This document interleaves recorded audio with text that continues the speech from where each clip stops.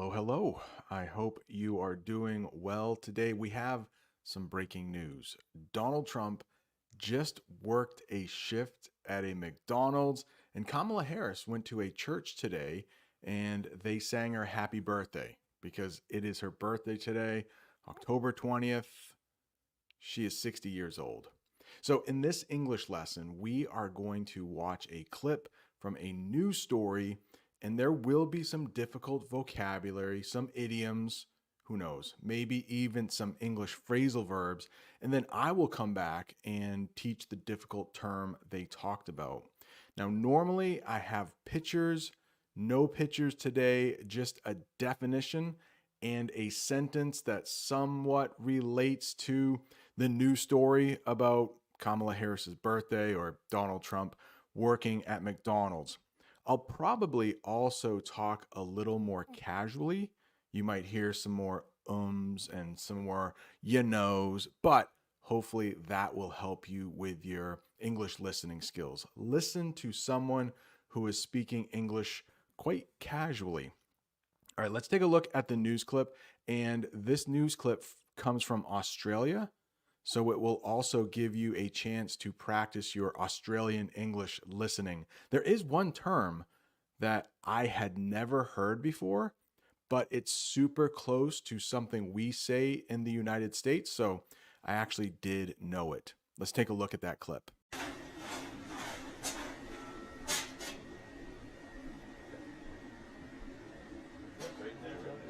Ever touched by a human hand? Nice and clean. The US presidential election has taken some rather unconventional turns, to the surprise of absolutely no one.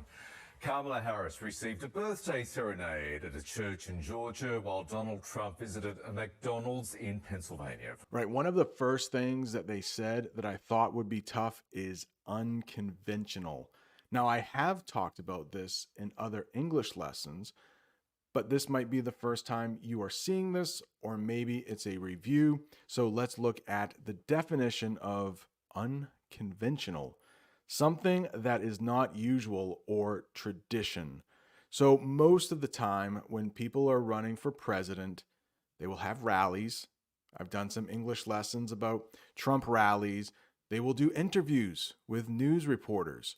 But working at McDonald's is not something that presidential candidates do often. So in this way, it was very unconventional. Remember, Donald Trump is probably a billionaire. He doesn't release his taxes, so it's tough to know how much money he has. But I think it is safe to assume he has never worked at a McDonald's. So I think he is trying to relate to some of the people who are not as rich as he is, which is probably most people. Let's use unconventional in a sentence. Now, this is just an example sentence. Sometimes these will be true, sometimes they won't. It was unconventional for President Trump to work a shift at McDonald's since most presidents don't do that. Although, if you have seen in the news clip, Kamala Harris says that she worked at a McDonald's when she was in college. Serenade is the next one. Think of singing when you hear this, but it's like singing to somebody. So the official definition of serenade is to sing or play music for someone as a way of showing love or respect. So she was serenaded at a black church, which we will talk about in a minute. She was serenaded. Happy birthday. They sung happy birthday to her. Kamala Harris was serenaded by the church choir for her birthday, which made her feel very happy. Choir. Do you see that word there? That's how we pronounce it, choir, but the way it's written, it doesn't even make any sense, right? Kamala Harris received a birthday serenade at a church in Georgia while Donald Trump visited a McDonald's in Pennsylvania. For more, we're joined by our North America correspondent, Carrington Clark. Carrington, good morning. Why was Donald Trump at a McDonald's? Yeah, we're definitely in the home straight of this US presidential election. Now, earlier I mentioned how they used a term in the news story that I had never heard before. We say home stretch for this, but he said home straight. I think they're in the home straight of the presidential election. So the definition means it's the final part of a race or an event. We're in the home stretch, you might hear in the United States. We're not in the home stretch of this English lesson. We're just getting started. But because the presidential election is like 2 weeks away, these people have been campaigning for over a year and it ends in 2 weeks. That is definitely the home stretch.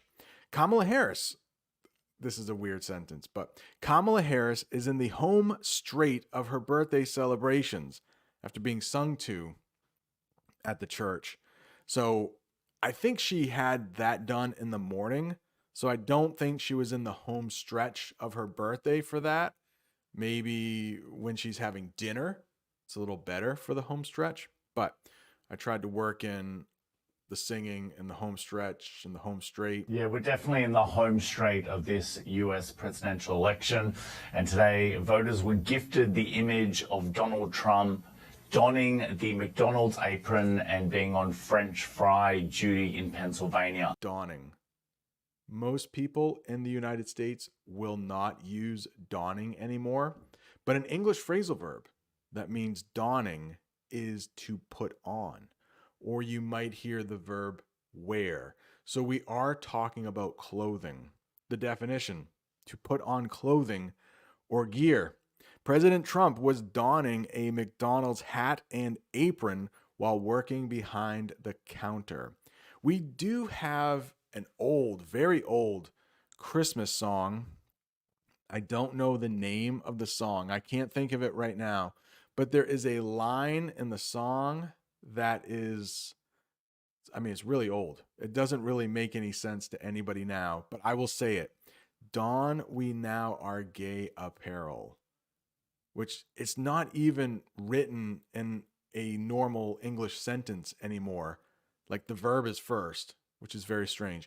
But don we now our gay apparel, it just means now we're putting on our happy clothes. So I guess if you're celebrating a holiday, you might put on happy clothes. And today, voters were gifted the image of Donald Trump donning the McDonald's apron and being on French fry duty in Pennsylvania. Now, the reason he is doing this is because he wants to highlight what he is calling a lie from Kamala Harris when she says that she worked at McDonald's when she was attending university. Now, this is one of these unusual aspects of this election campaign. Kamala Harris has used her work experience at McDonald's as an example of why she knows what it's like to be a working person. Experience, she says, Donald Trump simply does not have. Donald Trump has accused her of lying about that experience. He's offered no evidence to suggest that she didn't work at McDonald's when she said she did. Accused. When someone says you did something wrong or illegal. So remember in the news clip, Donald Trump is accusing Kamala Harris of lying about working at McDonald's while she was in college. Some people have accused Trump of doing strange things, like working at McDonald's to get attention. That might be a little strange. I don't know, but hey, when I saw that on the news, I said immediately, I need to make an English lesson about this. It is unconventional, but I think it's kind of funny. Evidence. Proof. This is proof that something is true. Proof that something is true. There is a lot of evidence that Kamala Harris enjoyed being serenaded at the church for her birthday. I don't think it was her church. It was just a church in Georgia. I believe Trump was in Pennsylvania, right? We will talk about it a little later, but those are both swing states. Swing states. They could be red for Republicans. They could be blue for Democrats. We just don't know yet. They go back and forth. and they are very important states for a president to win the election. But this has become a very popular topic of conversation in some of the far reaches of the internet. So Donald Trump wanted to make sure that this was front and center again today. They also mentioned the far reaches of the internet. Those are places or websites that are not too well known or popular. I mean, you could say probably my little old English channel is in the far reaches of the internet. Not very popular, like maybe Bob the Canadian, or English with Lucy, or Speak English with Vanessa. Not as popular as they are. So you have to dig a little deeper to find my channel, maybe in the far reaches of the internet. Front and center. Front and center means it is very important or noticeable. Like, it's like right in front of your face, or it's a noticeable position. Not easy to say. Noticeable position. Kamala Harris was front and center at the church as people sang to her. And Donald Trump was front and center at the drive-up window. I think that was staged. I mean, I think it was planned beforehand, because you saw the family in the car. And yes, they were a very good-looking family driving a very nice vehicle. It wasn't all beat up. I think they had all of their teeth. So they were probably picked for that photo op. A photo op is when a movie star or a celebrity or a presidential candidate gets in front of the camera, but they want everyone to see what they're doing. So it was definitely a photo op for Donald Trump. And so I think they picked the family beforehand.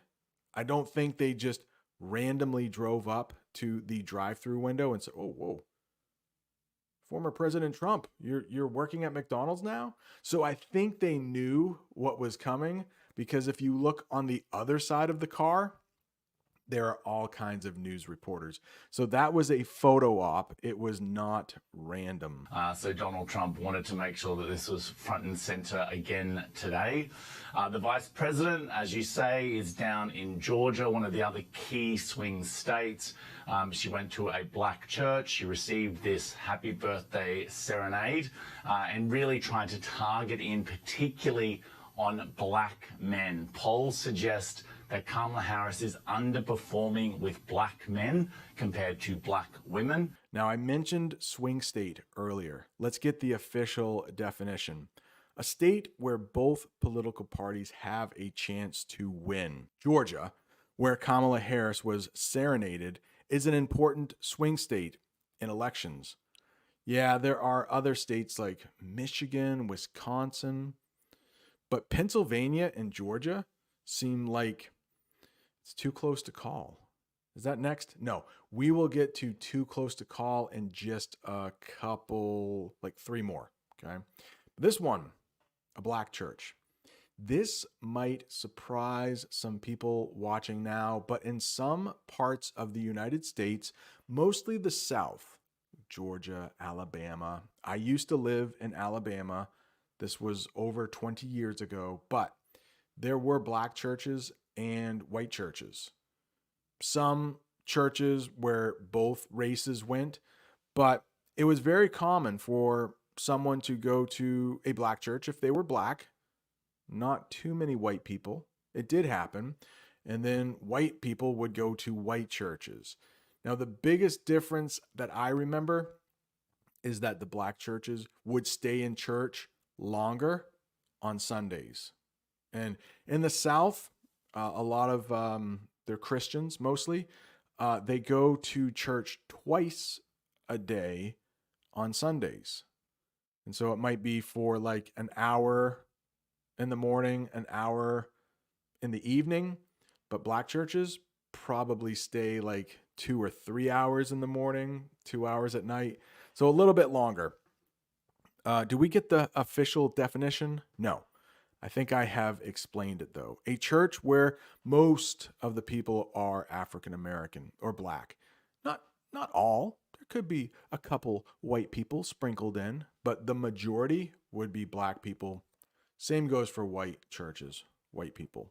Kamala Harris visited a black church in Georgia where they sang to her for her birthday. What's the next one? Underperforming. Underperforming.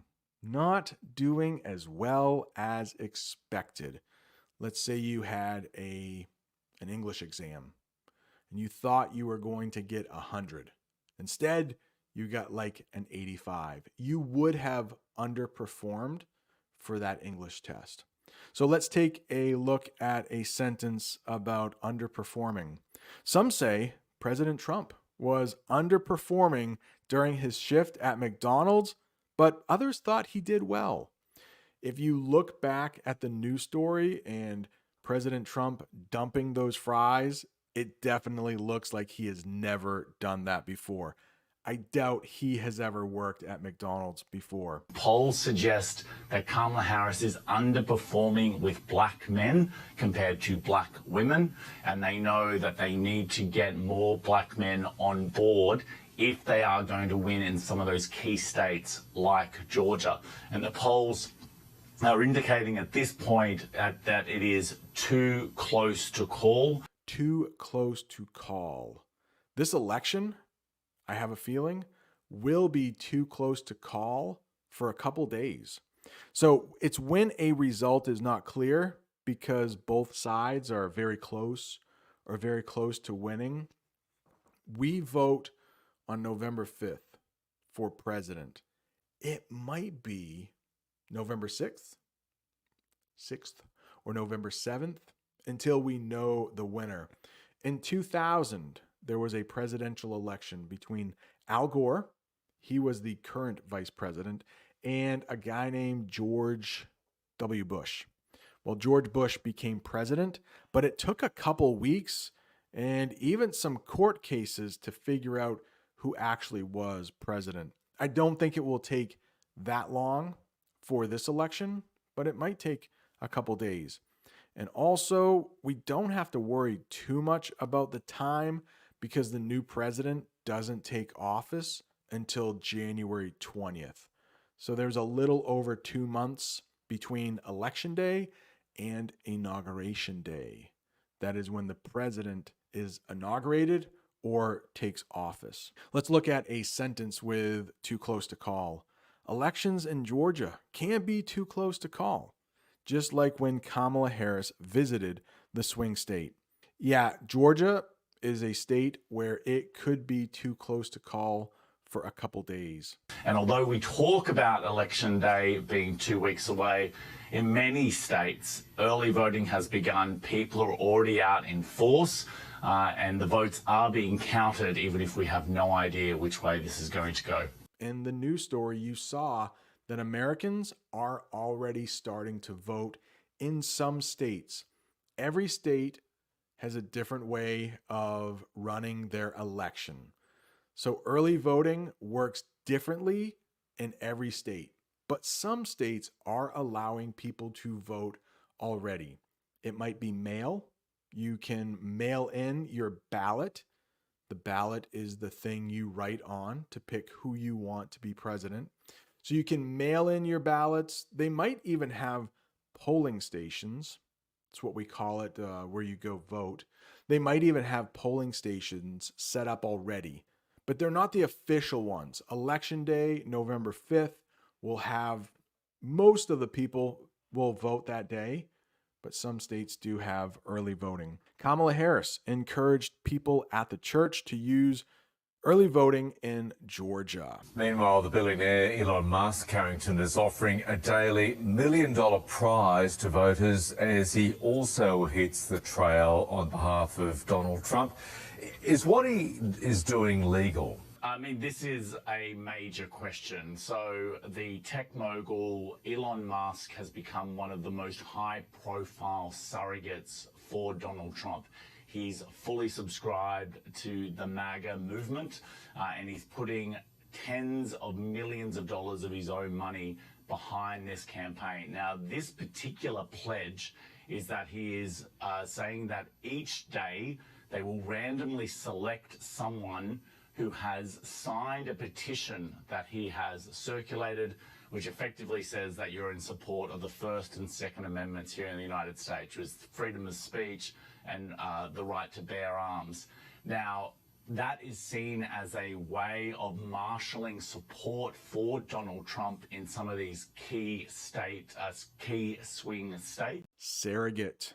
Surrogate. I believe in the English lesson I did about how to talk about birth in English, I talked about surrogate mothers, if you remember that. Let's get a definition on what a surrogate is. It's a person who speaks or acts for someone else. Let's look at the sentence. During the event, someone acted as a surrogate for President Trump while he worked at McDonald's. A surrogate mother often carries the baby for a couple who might not be able to have a child themselves. So she will use her belly or her womb in place of like another mother. Hopefully that makes sense. A surrogate, somebody who works on your behalf, who does something for you. MAGA. MAGA is the next one, and that is short for Make America Great Again. You may have seen Donald Trump wearing a MAGA hat, but that's like his slogan. Let's look at the official definition. A slogan used by Trump and his supporters. Some people at the McDonald's where Trump worked were wearing MAGA hats to support him. I don't think that's true. I don't remember anybody wearing a MAGA hat. It's just an example sentence. Petition. What is a petition? It's a formal request for something, usually signed by many people. So the more signatures you get, that's what people do when they write their name, the more powerful your petition will be. I did not know until watching that news clip that Elon Musk has a petition for people to sign. I think probably just in swing states. My little state is not a swing state. It is probably going to vote for Kamala Harris. I live in a blue state. But I guess in some swing states, if you sign Elon Musk's petition, you might win $1 million. Now, if he was doing that for people to vote for Donald Trump, that would be illegal. He could actually be arrested for that, for influencing an election. But since he's just asking them to sign a petition, it sounds wrong to me, but I guess legally he's able to do that. But it almost does seem like he is trying to buy votes for President Trump. Let's look at a sentence that has nothing to do with Elon Musk. People at the church signed a petition to support Kamala Harris's plans for change. That is not true. That is just an example sentence, but this English lesson is done.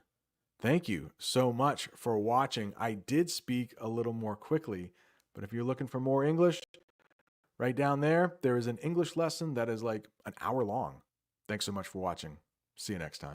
In this English lesson, we will look at an interview Kamala Harris did with a news station called Fox News. Now, Fox News is for Republicans. She is a Democrat. So this was not going to be a friendly interview.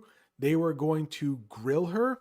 When you grill somebody, that means you make life hard for them. You don't make the interview easy. The man doing the interview, his name is Brett Baer, and he works for Fox News. Throughout the news clip, you will hear English idioms, those pesky English phrasal verbs, and some advanced vocabulary you might see on the IELTS or TOEFL exam. We will watch that together, and then I will come back and explain all of those difficult terms. Let's take a look at the news clip. Well, it was must-see TV last night. Brett Baer pressed Vice President Kamala Harris on everything from the border to the economy to Joe's mental fitness during her first formal sit-down interview with Fox News as vice president. The first thing they talk about that might be difficult is something called must-see TV.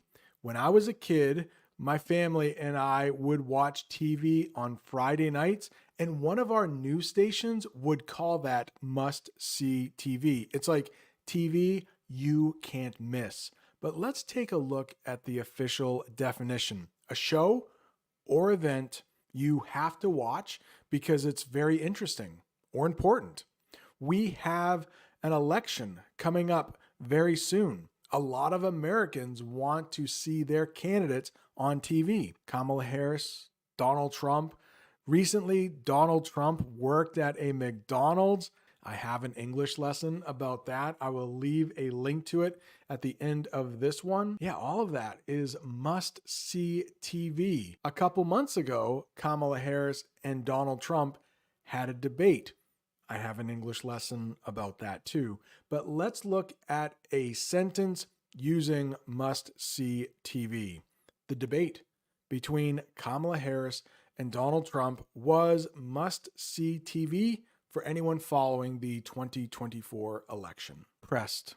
You might know this verb as in like pressing a button, but this is different. It means to push someone to give an answer or take action. You might also hear like to put pressure on somebody. Brett Baer pressed Kamala Harris on her immigration policies during the interview. A lot of Republicans say that Kamala Harris and Joe Biden have let in too many people from other countries. So since Fox News is a Republican news station, they were definitely going to ask her questions about immigration. Well, it was must-see TV last night. Brett Baer pressed Vice President Kamala Harris on everything from the border to the economy to Joe's mental fitness during her first formal sit-down interview with Fox News as vice president. And with less than 3 weeks to the election day, the Democratic nominee trying to make the case that she offers a new way forward despite being in power the last 3.5 years. I'm sorry, I had to do it. Mental fitness. I did put a picture of Joe Biden on the screen. Some people question his mental fitness. By the way, this is my little sister Valerie, and I'm Jill's husband. Oh no, you switched on me. This is my wife, this is my sister. They switched on me. Well, in the interview, Kamala Harris questioned Donald Trump's mental fitness. What does mental fitness mean? Being in good mental condition, like your mind works well, able to think clearly and make decisions. Voters are concerned about the mental fitness of the presidential candidates. Kamala Harris just had a birthday. She is 60 years old. Donald Trump is 78 years old. So I think more voters are questioning Donald Trump's mental fitness. Make the case. They said that in the interview. It means to explain or give reasons for something. Kamala Harris tried to make the case that her administration's policies are better for the economy. And you hear in the interview quite often that Brett Baer says, well, you have been vice president for the last 4 years. Why haven't you changed some of these things? And of course, Kamala Harris will say, well, I'm not the president. I am going to do things differently from Joe Biden. One quick favor. If you are enjoying this English lesson, do you mind hitting that like button? And if you haven't subscribed yet, please go ahead and subscribe so you never miss another English lesson. To Joe's mental fitness during her first formal sit-down interview with Fox News as vice president. And with less than 3 weeks to the election day, the Democratic nominee trying to make the case that she offers a new way forward despite being in power the last 3.5 years. If you're turning the page, you've been in office for 3.5 years. And Donald Trump has been running for office. But you've been the person holding the office. Come on. Next, we have turn the page. This is an English idiom. You might think of a page being turned in a book, but that's not quite it. It means to move from the past and start fresh. Maybe you haven't been studying your English that much, but you want to turn the page. You are going to be more serious about studying English. By the way, nice job making it this far into the English lesson. Your English is getting better every minute. Here is a sentence using the idiom, turn the page. Many voters want to turn the page on the last 4 years and look for new leadership in 2024. Just a reminder, Joe Biden will be president until 2025 Inauguration Day, or the day when the new president takes over. That is going to be January 20th. And with less than 3 weeks to the election day, the Democratic nominee trying to make the case that she offers a new way forward despite being in power the last 3.5 years. Despite. This is a tough word to know in English. Even though something happened or is true, I think with a sentence it might help. Despite the criticism, Kamala Harris remains confident in her campaign. Just because despite is such a hard term to know, I would like to use it in another sentence. I found time to study despite being really busy today. And take a look at that woman in the picture. She looks very tired, but despite being tired, she is still studying her English. Despite the rain, we still went out for a walk. Something bad is happening. It's trying to stop you from doing something, but you still do it. And with less than 3 weeks to the election day, the Democratic nominee trying to make the case that she offers a new way forward despite being in power the last 3.5 years. If you're turning the page, you've been in office for 3.5 years. And Donald Trump has been running for office. But you've been the person holding the office. Come on. So it was a tense interview at times as Harris tried to dodge some questions and point the blame toward Donald Trump. Dodge questions. Do you think Kamala Harris dodged the questions Brett Baer asked her? I don't know. But let's take a look at the definition of dodge questions. To avoid answering questions directly. Politicians are great at not exactly answering the questions they were asked. Some voters feel that both candidates dodge questions about important issues like healthcare. Point the blame. We are going to have a couple terms that use point. Right now, I am pointing at the camera, but this is an idiom. There's no actual pointing going on when you point the blame. Point the blame means to say that someone else is responsible for something bad. This is just an example, but Kamala Harris could say, "Oh, I'm just the vice president."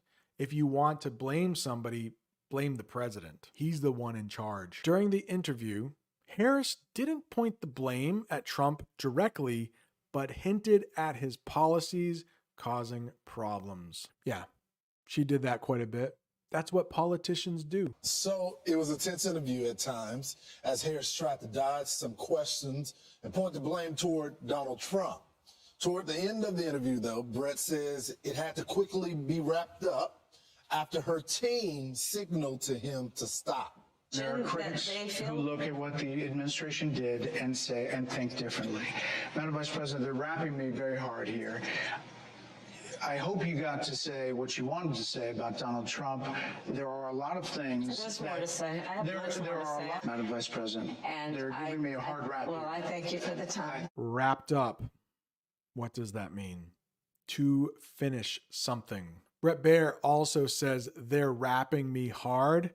It's another way to say like they are making me finish this interview right now. There must have been some people just off camera who work for Kamala Harris saying, "Hey, we got to go. She has other things to do. She has other interviews to give, maybe." The interview wrapped up with Harris talking about her plans for the future. Madam Vice President, they're wrapping me very hard here. I hope you got to say what you wanted to say about Donald Trump. There are a lot of things. There's more to say. I have There much more are to a say. lot, Madam Vice President. And They're giving me a hard rap. Well, I thank you for the time. You're not Joe Biden, you're not Donald Trump, but nothing comes to mind that you would do differently? Comes to mind. Take a look at that picture.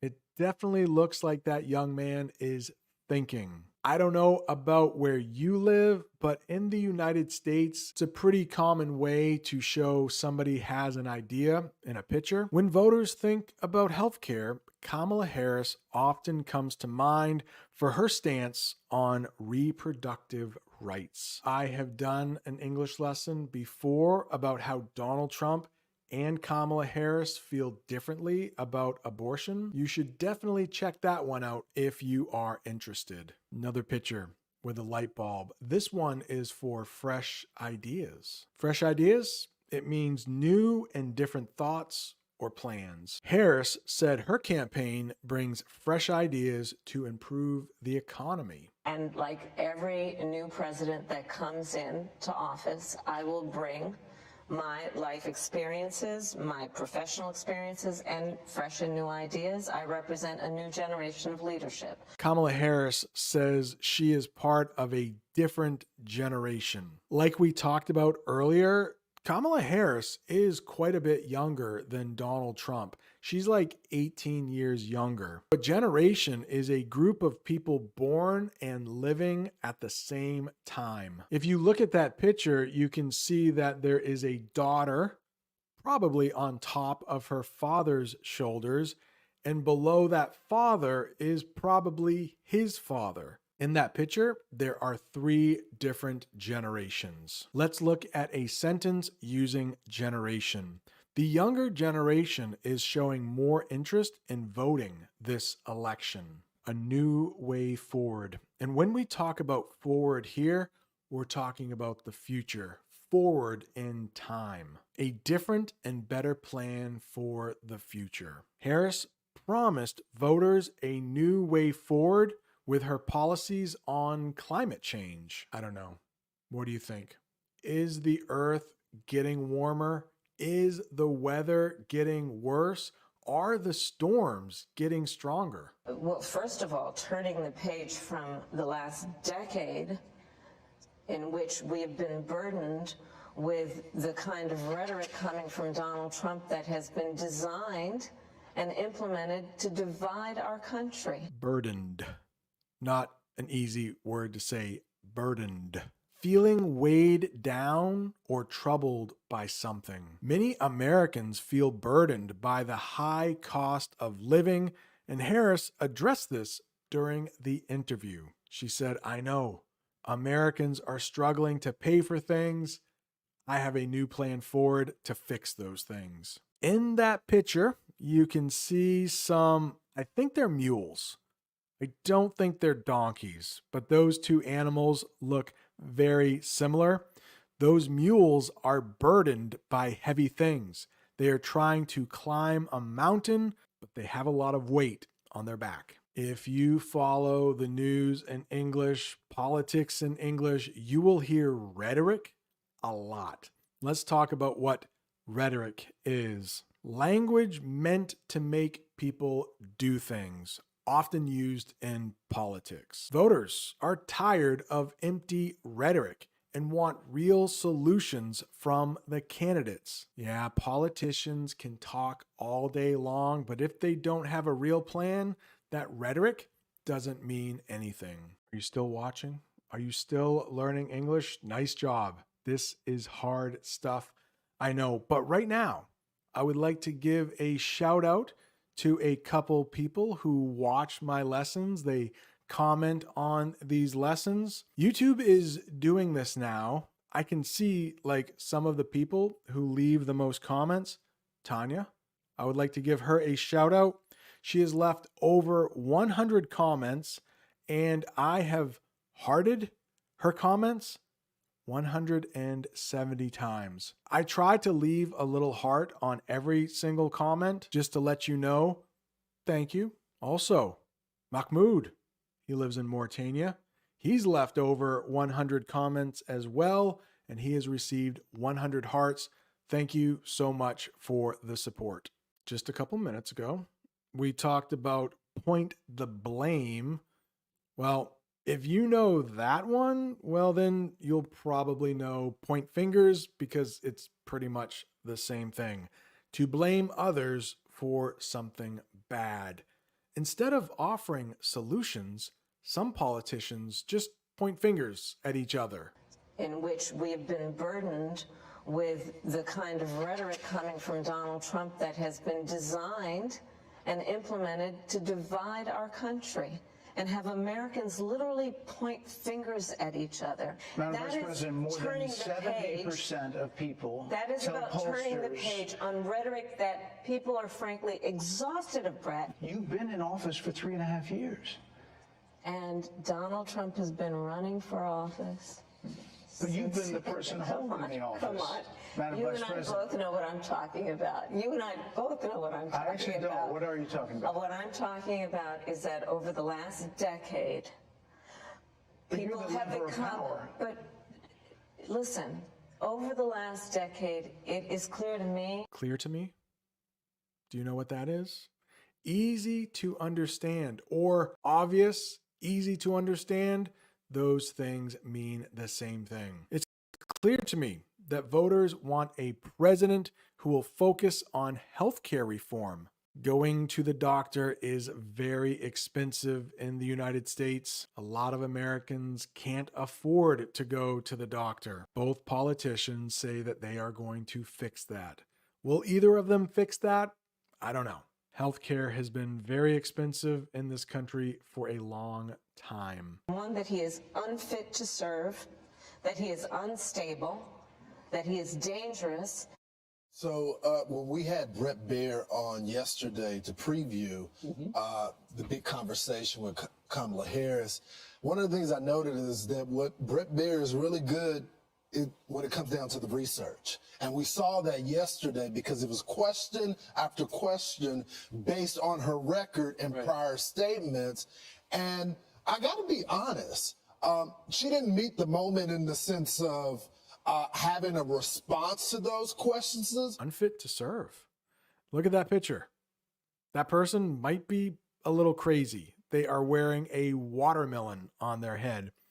But unfit to serve means not right or good for a job, especially in politics. Some people say President Biden is too old.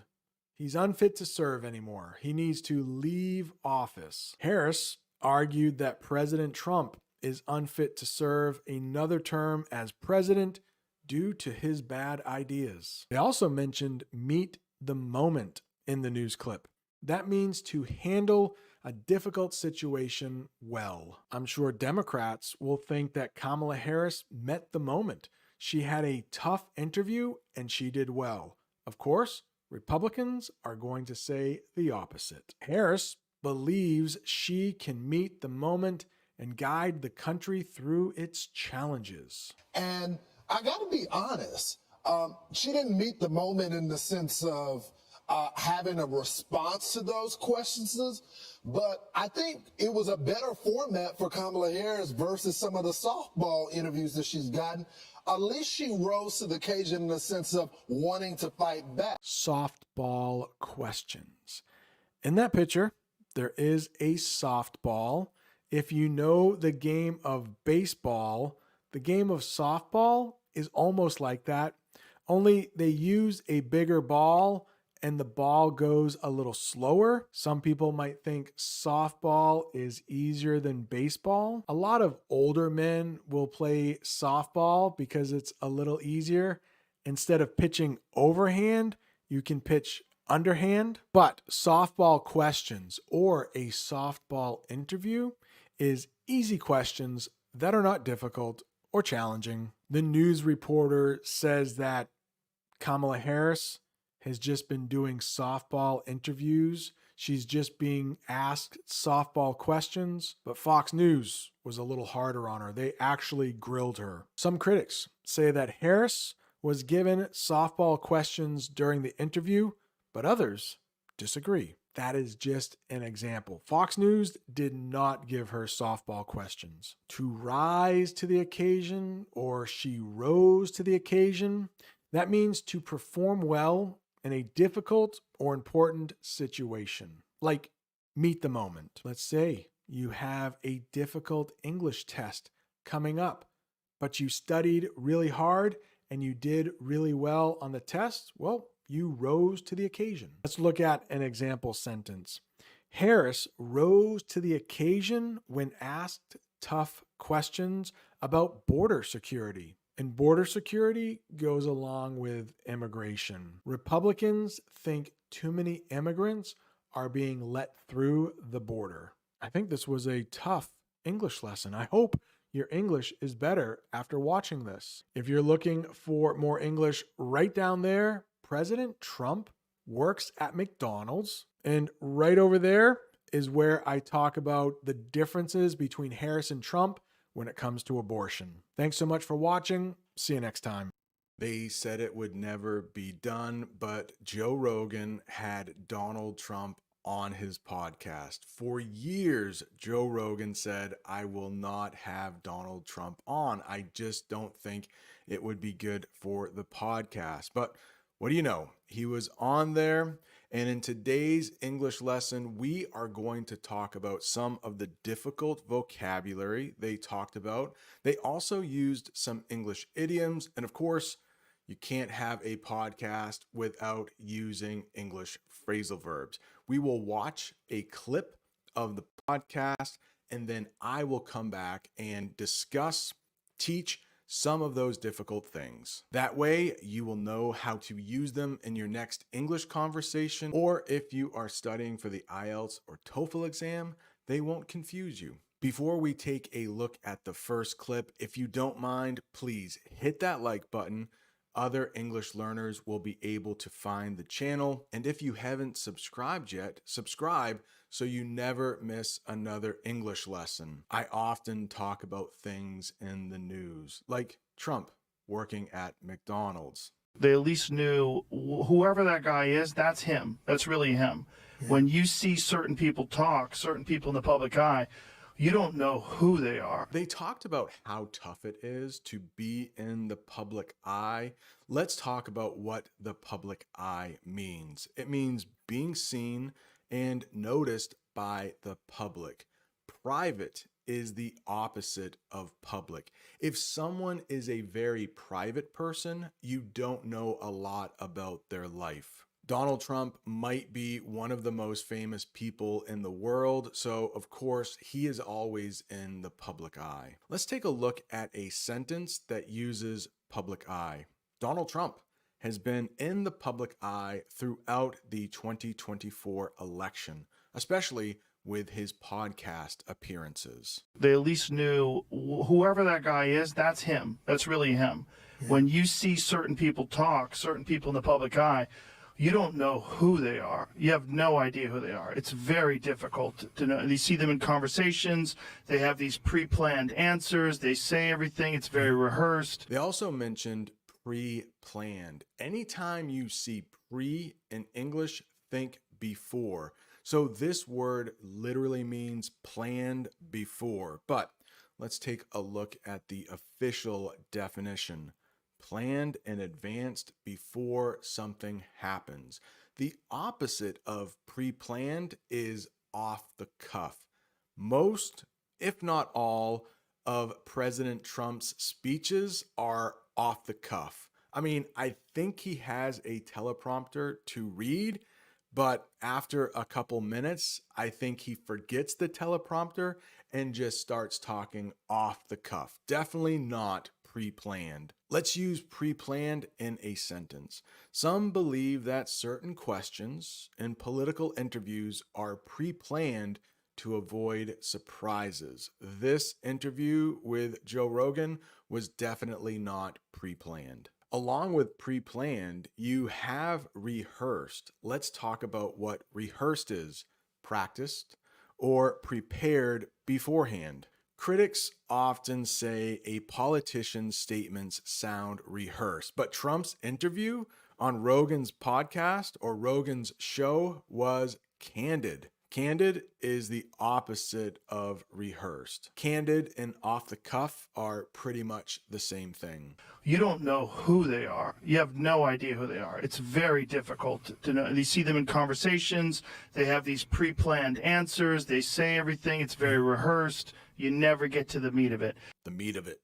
The meat of it. Some people might like to eat meat. If you don't like to eat meat, you are a vegetarian, but this has nothing to do with food. It's the most important or main part of something. The meat of the Rogan interview was when Trump discussed his strategies for the election. You never get to the meat of it. One of the beautiful things about you is that you free ball. All right, free ball.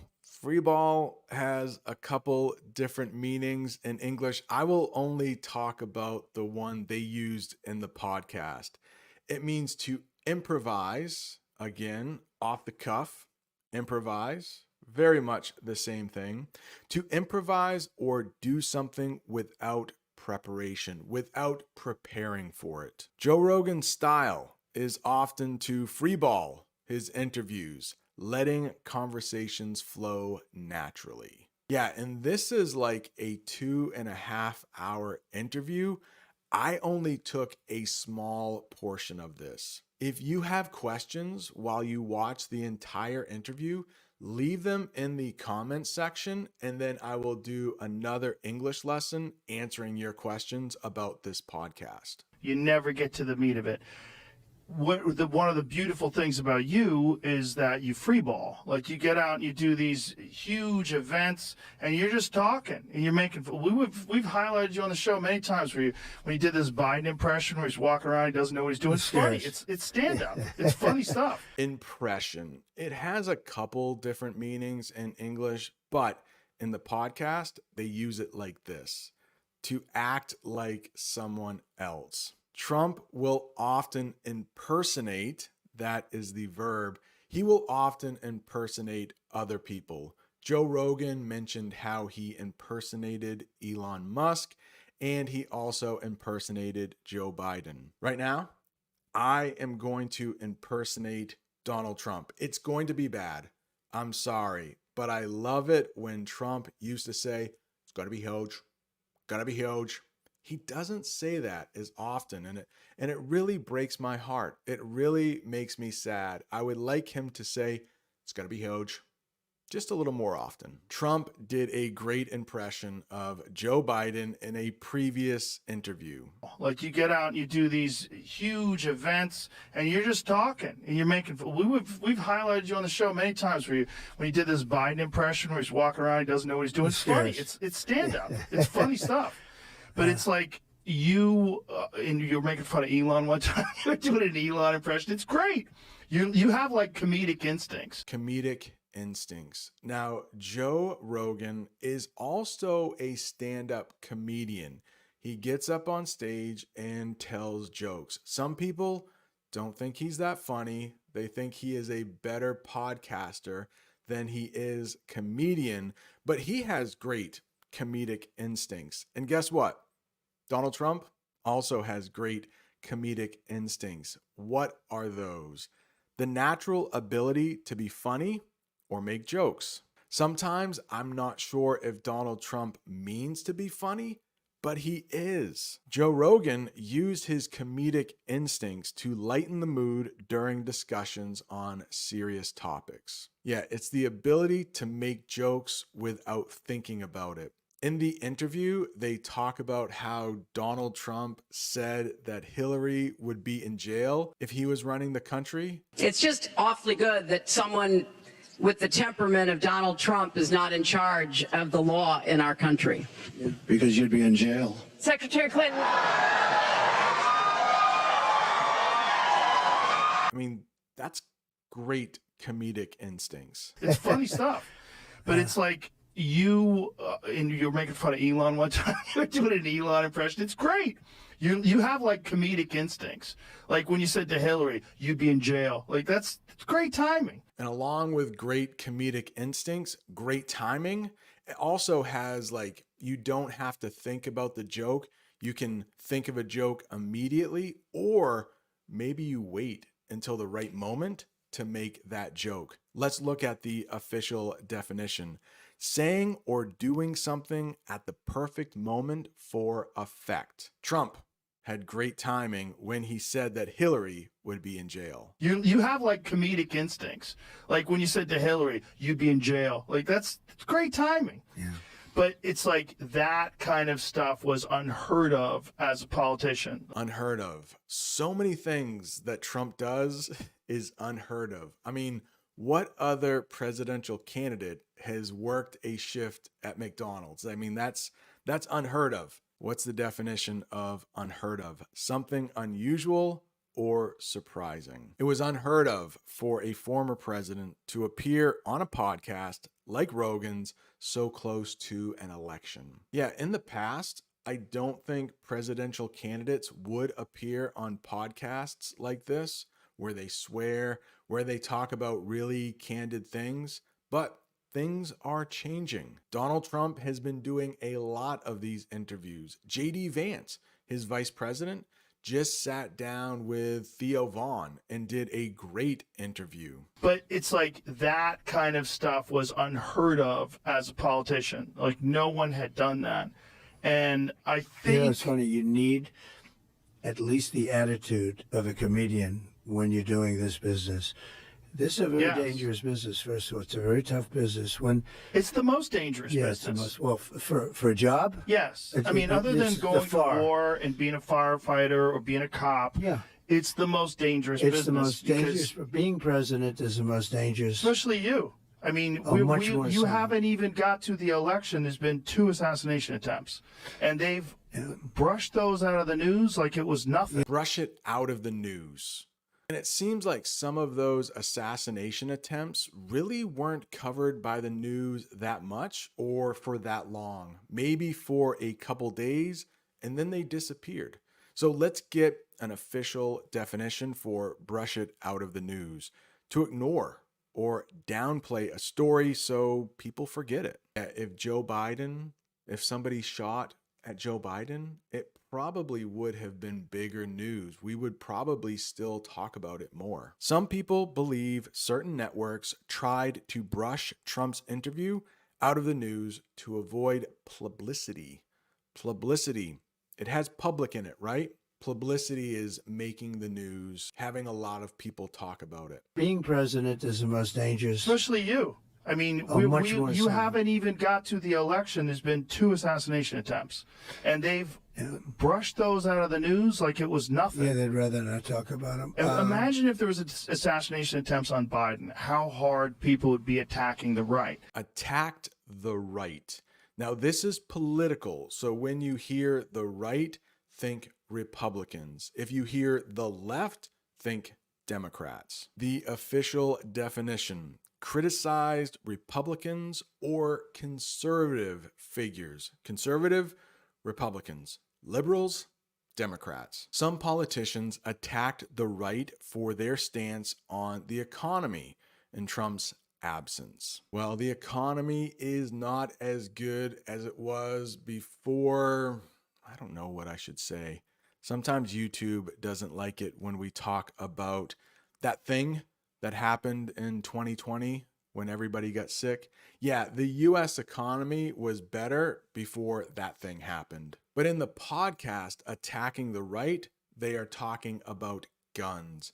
If somebody is a Republican, they are more likely to think that people should be able to own guns.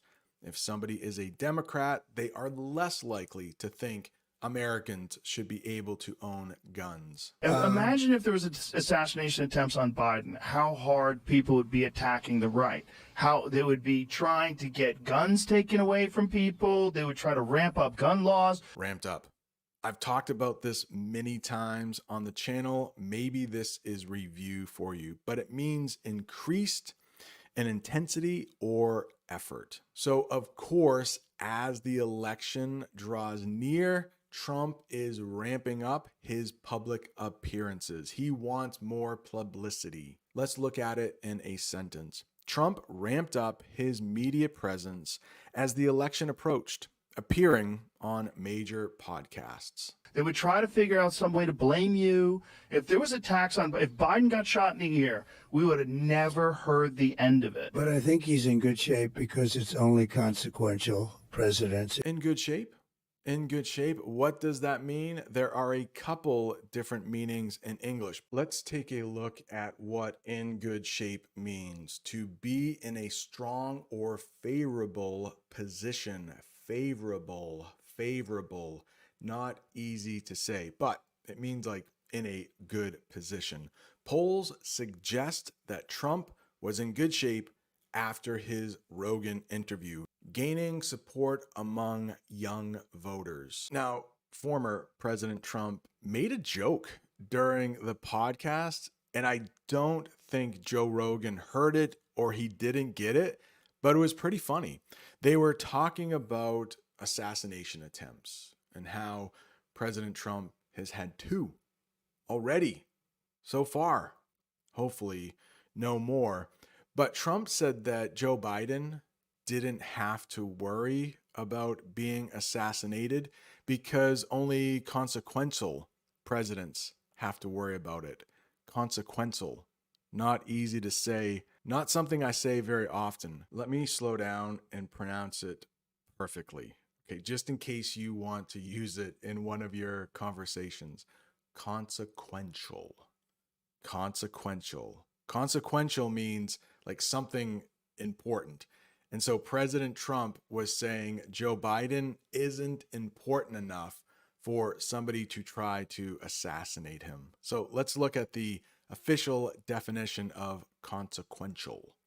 A president, or a consequential president, is a president who is important and does great things. According to Donald Trump, Joe Biden is not a consequential president. Let's use it in a sentence, and I will hope that I pronounce it correctly. Again, Trump made a joke saying that Biden doesn't have to worry about being shot. It's only consequential presidents who have to worry. They would try to figure out some way to blame you. If there was attacks on, if Biden got shot in the ear, we would have never heard the end of it. But I think he's in good shape because it's only consequential presidents. If you take a look at what's happened, look, I'm for having countries pay us billions and billions and trillions even dollars. I took in hundreds of billions of dollars from China. Nobody took in 10 cents, not one other president. Took in. There, again, a couple ways that we use this in English. It is an English phrasal verb, but in the podcast, they use it like this: accepted or absorbed information or experience. The audience took in Trump's perspective on key issues like immigration and the economy. I think Joe Rogan tried to get President Trump to talk about the economy and immigration, but he has a way of answering the question, but talking about several other things while he answers it. I do things that make it, that don't necessarily make me so popular. I just do what's right. And when you do that, you're more, look at Iran. Iran, we would have never had the attack on Israel at all. Iran was broke. I told China, if you buy, you can't do business in the United States under any circumstance. We're going to go cold turkey with China. Cold turkey. This is a very old idiom, still being used. A lot of people talk about it when they stop smoking. To go cold turkey means to just stop like that. To stop something suddenly without preparation. Trump claimed he would cut off certain policies cold turkey if reelected. That is just an example sentence. In the podcast, he talked about stopping trade with China cold turkey. He didn't do that, but he said some people wanted him to do that. We're going to go cold turkey with China. Some people think that would have been a good idea anyway. But if you buy any oil, 1 barrel of oil from them, you're not doing business. I said that to many countries. Iran was broke. They had no money for Hezbollah. They had no money for Hamas. They had no money.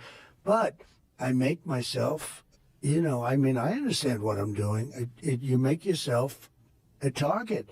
And it's a very dangerous business. But if you just look at statistically, so I said, I sort of think, I don't know if it's right, but 0.1% for a race car driver. Yeah, it's pretty dangerous business, right? Here's another hard word to pronounce. I really have to think about it when I say it. Statistically. Statistically.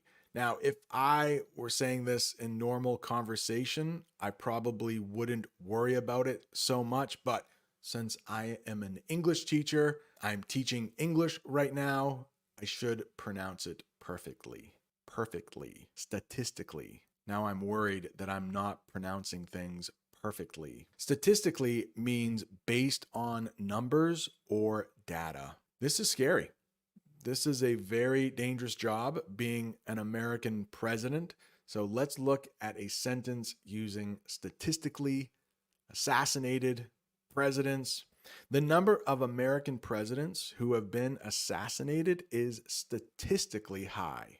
How high, you might be wondering? Well, let's look at this paragraph. The U.S. has had 46 presidents, with 4 assassinated in office: Abraham Lincoln, James Garfield, William McKinley, and John F. Kennedy. Several others, including Theodore Roosevelt and Ronald Reagan, survived assassination attempts, highlighting the ongoing risks of the presidency. Yeah, so you can add Donald Trump to that. You can add another president, Gerald Ford, to that. If you become president, there is a good chance that somebody is going to try to shoot you. They also mentioned another job, bull riding. That is another job where people will often die, but compared to presidents, it's statistically pretty small. They say 0.1%. But of course, bull riding has a lot of injuries. And it's a very dangerous business. But if you just look at statistically, so I said, I sort of think, I don't know if it's right, but 0.1% for a race car driver. Yeah, it's pretty dangerous business, right? Yeah. 0.1% for a bull rider. I tell you, to me, You're talking death? These guys that ride the bulls is worse than UFC. The UFC, I wonder, in your first language, do you call this thing something different? But UFC in English means Ultimate Fighting Championship. Both Joe Rogan and Donald Trump love watching the UFC. Joe Rogan is actually a commentator for the UFC. That means he talks to like the television audience while people are fighting. Here's the official definition: a professional mixed martial arts organization. Trump's support from UFC fans showed his popularity among sports fans. Yeah, President Trump is going to football games. I think he's really trying to get the votes from sports fans. We talked about this earlier, assassination attempt. Sometimes we will use murder. Murder is just for regular old people. An assassination is when somebody is killed for political reasons. An assassination attempt is when somebody tries but doesn't kill that person. Here is the official definition: a planned attack on someone's life, someone who is politically connected. The interview mentioned security concerns after the recent assassination attempt on Trump. But with the president, if you look at the amount of assassination attempts. And attempts, too. Yeah. And attempts. No, it's a very dangerous position. I never thought of that, by the way, when I did it. You don't tend to. Did you just assume because people loved you on The Apprentice, they were going to love you as a president? I figured it would be so easy. Yeah, former President Trump used to have a television show. They talked about that in the interview. It was called The Apprentice. It was like business, like a game show with business things. Whoever ran the best business for that week would move on to the next week. Whoever did the worst job would be eliminated. Let's look at the official definition: a reality show where contestants compete for a business job. You fired. That is where that line comes from. Each week President Trump would have to fire somebody on the show. Rogan asked how Trump's experience on The Apprentice influenced his approach to politics. Did you just assume because people loved you on The Apprentice, they were going to love you as a president? I figured it would be so easy. You know, it's well, very it probably interesting. would have been if the media didn't attack you the way they did. If they didn't conflate you with Hitler. I mean, even today, like Kamala was talking about you and they're going to take what you said about Robert E. Lee. Oh, Donald Trump wishes the South won. Conflate. That means to combine or confuse two things as one. I will not say the name that they used on the podcast. They conflated, or some people conflate President Trump with another world leader that had a small mustache. He was the leader of Germany during World War II. I do not dare say his name here on YouTube. But let's use conflate in a different sentence. Trump warned against conflating his policies with those of other Republican leaders. He talked about many times in the interview where he had to battle 18 other Republicans to get the presidency the first time. They also talk a little history about the Civil War, and sometimes they conflate Trump with this guy, Robert E. Lee. He was a Confederate general in the American Civil War. So he was basically an enemy of the United States. During the Civil War, there was another country called the Confederate States of America. The southern part of the U.S. decided to leave, and there was a war fought between the two sides. Robert E. Lee was the military leader on the other side. When he lost, when the South lost, the United States took his land, Robert E. Lee's land, and made it Arlington Cemetery, which you can visit today, and I have actually done an English lesson at Arlington Cemetery. I hope your English is better after watching this whole English lesson. Nice job. If you're looking for more English lessons, right down there, I did an English lesson about President Trump working at McDonald's. Thank you so much for watching. See you next time. Watching the news in English is a great way to improve your English. Unfortunately, they often use some very difficult vocabulary, some idioms, and those pesky English verbs when they talk about the news. Don't worry. In today's English lesson, we will watch a news clip, and then I will come back and teach all of the difficult vocabulary they use. Today's news story is about how Americans are already voting for president, even though Election Day is still more than a week away. Yeah, over 17 million Americans have already voted for president. We call it early voting, and there are a couple ways you can do it. Let's take a look at the clip, and then I will come back and teach you some English. Coverage, even with the election 2 weeks away, in much of the country, early voting has already started, including here in Maine. More than 17 million Americans have already cast their ballots, shattering records in a lot of states. Before we get into this first word, can I ask you to please like this video? And if this is your first time here, go ahead and subscribe so you never miss another English lesson. Cast is the first word. And I'm not going to lie. This is a very difficult word because we use it about 10 different ways in English. But in the news story, they used it like this: to officially place your vote in an election. And for each of these terms, I will have a picture, I will have the official definition, and I will use it in a sentence. Before we get to that sentence, just one more way we use cast in English. Let's say you break your leg, maybe they broke their ankle, I'm not sure, but that person in the picture is wearing a cast. It will help your bones heal. Let's use cast with elections in a sentence below. Americans have already cast their votes through early voting. Another term they use in the news is ballot. Ballot.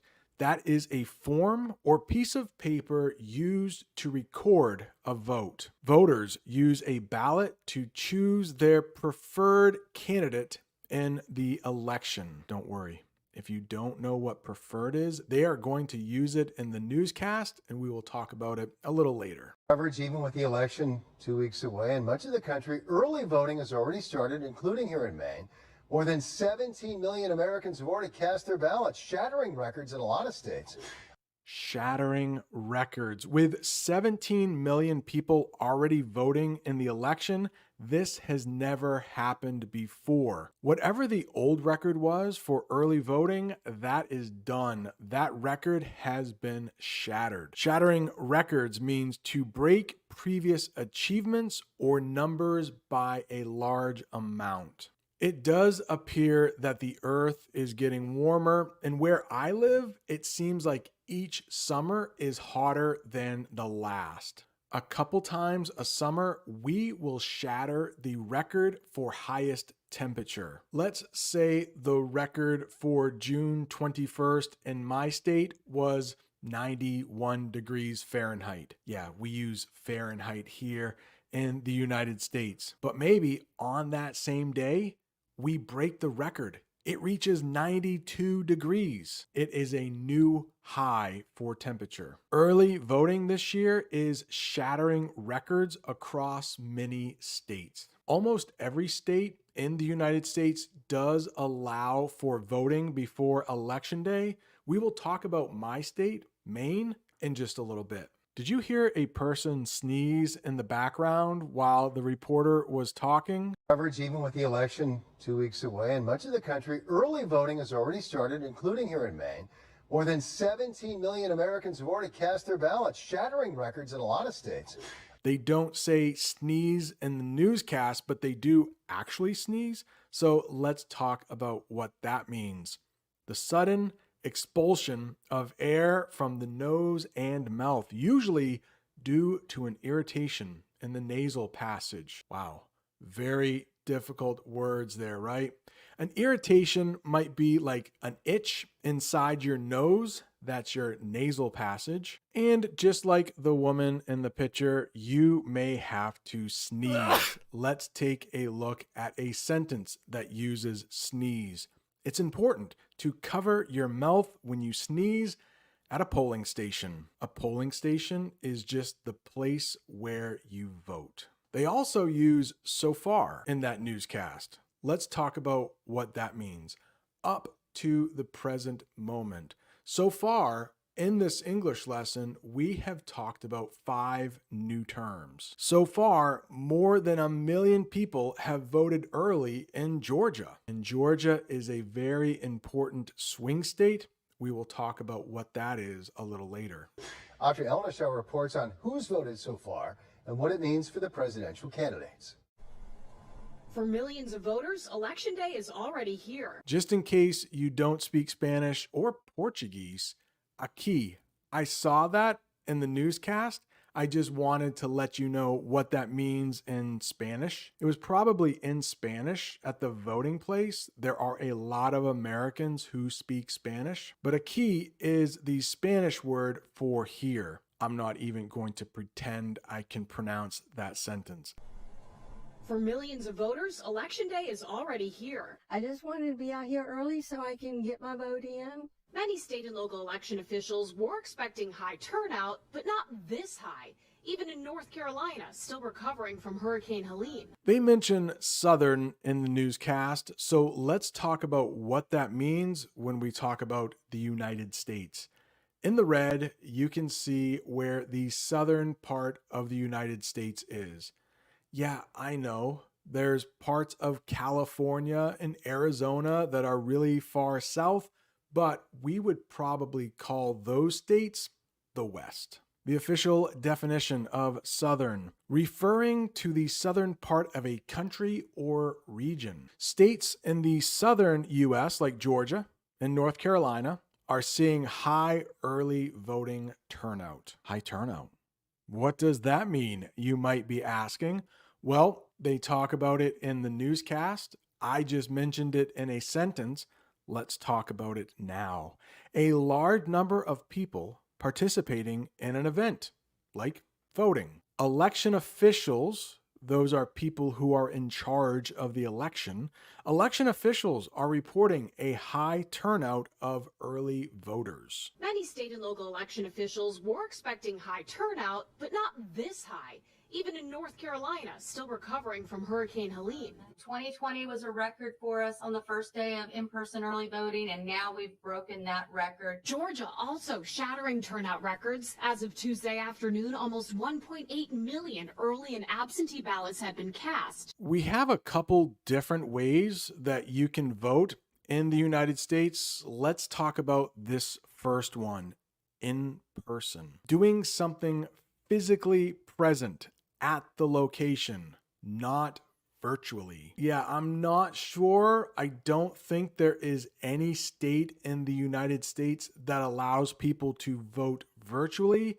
You have to be in a polling station, or you can vote absentee, which we will talk about in just a minute. I live in the state of Maine, and we have different rules for voting than a lot of other states. Each state handles their voting rules in a different way, but let's talk about my state.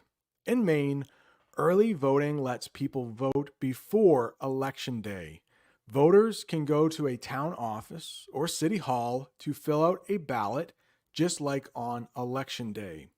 This helps people avoid long lines and ensures they have a chance to vote, even if, let me hide my picture, even if they're busy on the regular day. And the regular day, Election Day in 2024, is November 5th. It is always the first Tuesday of November. We've been talking a lot about early voting, so let's just get the official definition. Voting before the official election day. Early voting has allowed millions to cast their ballots before Election Day. That sentence uses a lot of our new vocabulary. Hopefully you understood all of that, or just about all of that. 2020 was a record for us on the first day of in-person early voting, and now we've broken that record. Georgia also shattering turnout records. As of Tuesday afternoon, almost 1.8 million early and absentee ballots had been cast, making up almost 25% of active Georgia voters. I have already mentioned absentee voting in this English lesson. Let's get the definition. A way of voting where you send your ballot by mail because you can't be there in person. Many voters use absentee ballots when they can't make it to the polls on Election Day. 2020 was a record for us on the first day of in-person early voting, and now we've broken that record. Georgia also shattering turnout records. As of Tuesday afternoon, almost 1.8 million early and absentee ballots had been cast, making up almost 25% of active Georgia voters. By law, the state can't start counting votes until 7 a.m. on Election Day, but we do know more than 55% have been cast by women. In another critical swing state, Pennsylvania, more than 1 million ballots had been cast as of Tuesday afternoon. The way we vote for president is very weird. We use something called an electoral college. Each state gets a different amount of votes based on how many people live in that state. California, our biggest state, gets something like 55 votes. My little state of Maine only gets 4 votes. My state almost always votes Democrat, and so does California. Another big state, Texas, almost always votes Republican. But there are some states that might vote Republican in one election, but then vote Democrat in the next election. That's what we call a swing state, and they are super important for electing a president. Let's get the official definition. A state that is very important in deciding the outcome of an election because it can vote either way. You will hear a lot about Pennsylvania, Georgia, Wisconsin. Those are some critical swing states. States with a big population, but also could vote either Democrat or Republican. And whichever candidate gets the most votes in the state gets all of the electoral votes. They don't get to split these electoral votes. Well, in case you want to know, there are 2 states that do split their votes, my state of Maine and Nebraska, but the other states, it's a winner take all kind of situation. California's 55 electoral votes, I am going to guarantee they are going to go to Kamala Harris. But Pennsylvania, it has a couple big cities you might have heard of, Pittsburgh and Philadelphia. Sometimes they vote Democratic, sometimes they vote Republican.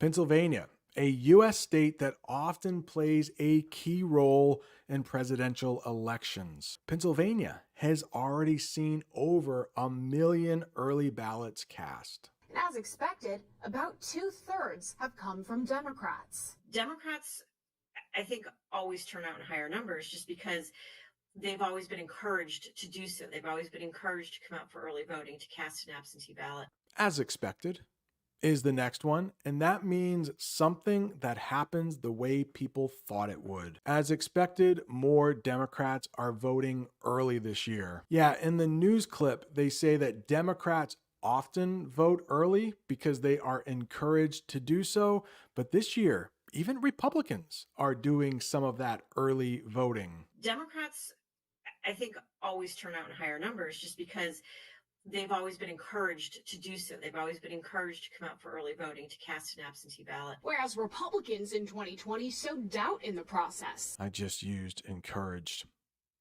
The news clip uses encouraged. Let's talk about what that means. To be motivated or advised to do something. Let's take a look at that picture. It looks like a father is encouraging his daughter to jump off the diving board. He looks like he is very supportive. As an English teacher, I encourage you to study your English every day. And if you have made it this far in the English lesson, hey, nice job. I know learning English can be very difficult. We are talking about some very difficult words in this English lesson. Voters are encouraged to participate in early voting to avoid long lines on election day. Ooh, so doubt. So doubt. That is how that is pronounced. In a minute, we will talk about a sow, but this is to sow doubt. Take a look at that father now. He doesn't look so happy. He doesn't look so sure about what his daughter is about to do. Maybe he has a little doubt. Let's talk about what sow doubt means. To create uncertainty or mistrust in something, you make people not believe it. I have no doubt that your English is going to improve by the end of this English lesson, but doubt means you're just not sure of something. Some politicians sow doubt in the election process by questioning mail-in voting. In the past, I think it's more Republican leaders that have said, hey, I don't know if we can trust early voting. I don't know if we can trust absentee voting or mail-in voting. Absentee and mail-in voting is pretty much the same thing. Now, this is a sow. Those two words are pronounced differently, even though I know they are spelled the same way. What is a sow? It's a female pig. This is unrelated to voting. I just wanted to show you how we can have two words in English spelled the same way but pronounced very differently. That's English for you. Farmers raise sows for breeding purposes. Yeah, so they can have more little piglets running around. That's what we call baby pigs, piglets. Whereas Republicans in 2020 sowed doubt in the process. After losing the White House, the GOP now encourages all types of voting. Whether you vote early, absentee, by mail, or in person, we are going to protect the vote. The GOP, you will hear this quite a lot when you're watching the news about elections. GOP stands for Grand Old Party. It's another name for the Republican Party. The GOP has been promoting early voting this election cycle. I have mentioned this in earlier English lessons, but just in case you don't know, the mascot for Democrats is a donkey and the mascot for Republicans is an elephant. It's way too early to make any sort of, judgments about what this means for either candidate. But I do think that, promoting it would help both parties. The 2020 pandemic era election was the first in American history where the majority of voters did not cast their ballots in person on Election Day. Public reaction. The way people respond to news or events. In the picture, it looks like those people are reacting by protesting. The public reaction to early voting numbers has been very positive. Judgment. To make decisions or form opinions. I hope when you speak English, nobody judges your accent. That would be very unfair. Hopefully they only are encouraging you to speak more. It's too early to make a judgment about how early voting will affect the outcome. Because remember, those votes are coming in, but election officials are not allowed to count them yet. Promoting. To talk about something publicly. I think Republicans are promoting early voting in this election for the first time. Promoting also means to say people should do something. Right now, I will promote my members area. There is a link in the description if you want bonus lessons. It just costs a couple dollars a month, but there are over 100 bonus English lessons in the members area. Both parties are promoting early voting as a convenient option. If something is convenient, it makes your life easier. I hope these English lessons are convenient for you. You can watch them from pretty much anywhere. Maybe you are in bed studying your English. Maybe you are on break at work. Or maybe you're commuting home from a long workday. Maybe you are on a bus. I hope it's very convenient for you to learn English here on this channel. The majority. That means more than half. Official definition. More than half of a group, more than 50%. The majority of voters are expected to cast their ballots on Election Day. Yeah, I find it easier just to go on Election Day, cast my vote. I usually don't have to wait in line all that long, maybe 5 or 10 minutes. It's pretty close to my house. In fact, it's on the way home from my work. It's very convenient for me. The 2020 pandemic era election was the first in American history where the majority of voters did not cast their ballots in person on Election Day. Since then, many have come to prefer the convenience of voting early, but based on turnout so far, in-person Election Day voting will be the main event. I mentioned prefer.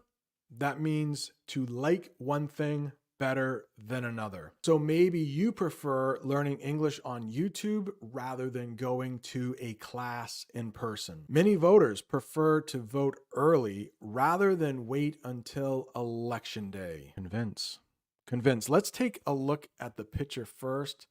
In the picture, well, there is a piece of pizza floating in the air. I'm not sure why AI drew it like that, but I did ask AI, hey, create an image of one brother trying to convince his other brother that pineapple on pizza is okay. The brother in the blue shirt looks like he's trying to convince his other brother. I don't think the other brother is buying it. Look at his arms are folded. I don't think he likes pineapple on pizza. But let's look at the official definition for convince. To persuade. Persuade and convince are synonyms. To persuade someone to do or believe something. The campaign worked hard to convince people to vote early. Yeah, you try to make somebody do something. Maybe you can convince your friends to start learning English with me. Yeah, I would be very happy if you shared this English lesson with some of your friends who are also learning English. The main event. You will often hear this with boxing. It's like the last match of the night, the big thing that people went to the boxing match for. There might have been a couple other boxing matches, but maybe they weren't as important as the last one. So here we go. Definition. The most important or central part of an activity. Even though early voting is popular, Election day remains the main event. The majority of people will cast their vote on election day. That's it. We're done. Congratulations, you made it to the end. If you're looking for more English lessons, like right down there is an English lesson I did about Donald Trump joining a podcast by Joe Rogan. Thanks so much for watching. See you next time. Thank you so much for clicking on this English lesson. I know there are a lot of great English teachers out there, and you chose to watch me. I think I have a good one for you today. I didn't think I would ever see this, but at one of Donald Trump's rallies, he started dancing, maybe even singing. So in today's English lesson, we are going to watch a news clip. They are going to use some very difficult vocabulary, some English phrasal verbs, and maybe even some idioms. But don't worry, by the end of this English lesson, you will know how to use them all in your next English conversation. Or maybe you are studying for the IELTS or TOEFL. Watching the news in English is a great way to prepare for that. And this news source is a little different from the ones that I normally use. We will talk about that in a minute. Maybe you will figure out how this one is different from the rest I've done before. But let's take a look at that news clip, and then I will come back and teach some English. And we got to talk about last night. I have been covering Donald Trump since 2015, have gone to so many rallies, I cannot count them all. And I've seen a fair share of strange, unprecedented, and controversial behavior. Mr. Trump loves his rallies. He loves to bring all of his supporters together, and he loves to talk about what he's going to do for the country. Sometimes he talks about how great he is. But let's talk about what a rally is in English. For each of these terms, I will have a definition, I will have a sentence, and I will have a picture to help you understand what this means in English. So what is a rally or rallies? There is the plural form of that word. I'm not sure why we do it in English, but when the word ends with a Y, there is a good chance we add IES when we want to make it plural. Rallies are large gatherings of people to support or protest something. For President Trump's rallies, they are there to support him. But if people come together to protest, that means they are against something. If you were watching this channel this summer, we did talk about some protests that were happening. Here's a sentence using rallies. Donald Trump has held many rallies since he first ran for president in 2015. Has it been that long? Almost 10 years. Yes, he started campaigning for president in 2015, and then he was elected president in 2016. The news reporter says she's been to a fair share of Donald Trump rallies, so let's talk about what fair share means. Quite a lot. Or an amount that seems enough. If your English is good enough to understand most of what I'm saying, I bet you have done your fair share of studying. The reporter has seen a fair share of strange things at Trump's rallies. Love this English word? If you start using this English word in your conversations, I think it will be a good thing. Unprecedented. That is how you say this word, unprecedented.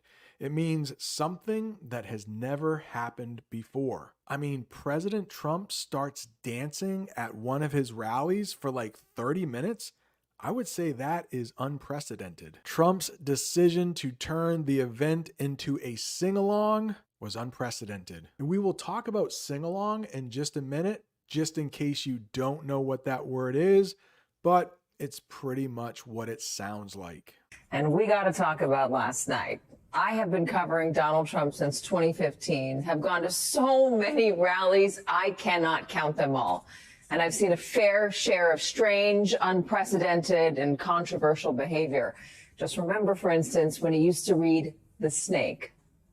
But never have I ever seen anything like what happened at his town hall in Oaks, Pennsylvania last night, when instead of continuing to take queries after a couple of attendees had medical events, Trump turned the question and answer session, again with Pennsylvania voters, into a sing-along and sway session.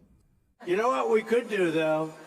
If my guys can do it, how about we'll do a little music. Let's make this a musical fest. Oh, looky, looky. Turn it up louder. We want a little action here. Turn it up louder.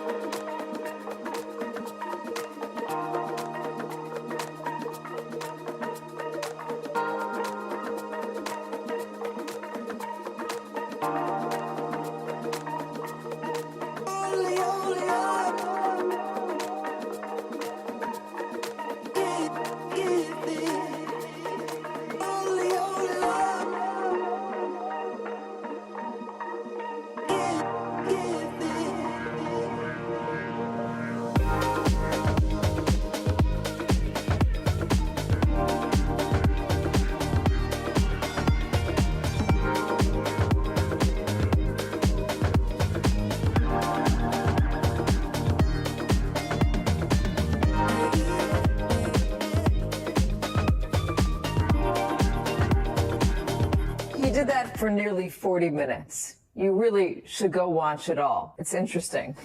9 songs, including Pavarotti's Ave Maria, the Village People's YMCA, Rufus Wainwright's Hallelujah, Elvis's An American Trilogy, James Brown's It's a Man's World, Sinead O'Connor's Nothing Compares to You, Oliver Anthony's Rich Men North of Richmond, and November Rain by Guns N' Roses.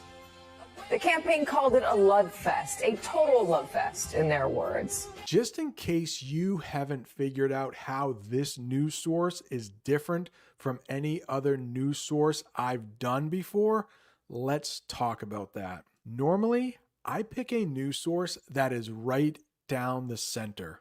It's not really made for Republicans, and it's not really made for Democrats. But this time, I picked a news source that loves Democrats. People who watch MSNBC, that is the news source I'm using today, love President Harris. Or should I say Vice President Harris? She's not president yet. Who knows?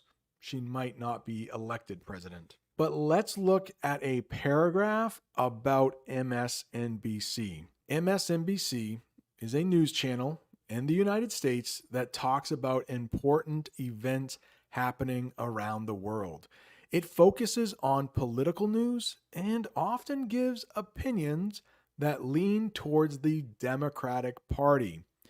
This means that their news may show support for ideas from Democrats more than Republicans. People watch MSNBC to learn more about the government, elections, and other big topics. Yeah, so not all news sources are created equal. It's always good to know where you are getting your news from. I do use something called ground news. I do have a link in the description for 15% off a subscription. I use it all the time to see if my news is down the center, if it's factual, but sometimes just for fun, I like to look at one side or the other. I think pretty soon we will look at a news source that leans to the right, meaning they like Republicans. Recently, Kamala Harris did an interview with Fox News. They are a news source that leans pretty far right. MSNBC leans pretty far left, meaning, like we just read, they love Democrats, or Democrats love watching them. I think sometimes it's funny to do that because they love to bash Donald Trump. Bash, meaning say bad things about them. We will learn another word that means the same thing a little bit later. One more thing about ground news I forgot to say is that you can search by US news or international news or Canadian news. I'm working on a story right now about Canada and India having some beef. Do you know what that means? It means they're not getting along right now. There is some drama between Canada and India. I mean, who would have thought? Canada never bothers anybody. Be on the lookout for that news story. And I've seen a fair share of strange, unprecedented, and controversial behavior. Controversial. I have talked quite a bit about this lately. Anytime you turn on the news, there is a good chance you are going to see something controversial. I mean, look at some of the news reports that I've done on this channel. War in the Middle East, Israel, Iran, Ukraine, Russia. So much of that is controversial. Well, let's talk about what controversial is. It's a topic that no one can agree on. Trump's behavior at the town hall was seen as controversial by many. Who knows? Some people may have loved it. Some people, like the people we see on MSNBC, thought it was pretty strange. In the past, I have used pineapple on pizza to talk about an issue that is controversial. Here, I have ketchup on eggs. I personally love putting ketchup on my eggs. Those are scrambled eggs in the picture.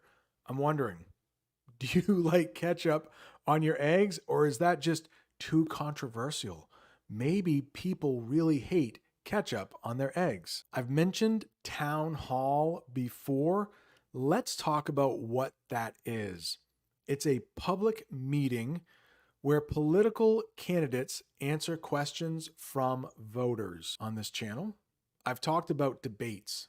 That is when two politicians get together and argue about different topics. A town hall involves more of the audience. They get to ask questions. Let's look at a sentence. At the town hall, Trump answered a few questions before starting the music. I can't play the real music that was playing during the Trump rally, so I will put in some other music, but I do want you to see him swaying to the music. It's quite funny to see Donald Trump trying to dance, maybe. But never have I ever seen anything like what happened at his town hall in Oaks, Pennsylvania last night, when instead of continuing to take queries after a couple of attendees had medical events, Trump turned the question and answer session, again with Pennsylvania voters, into a sing-along and sway session.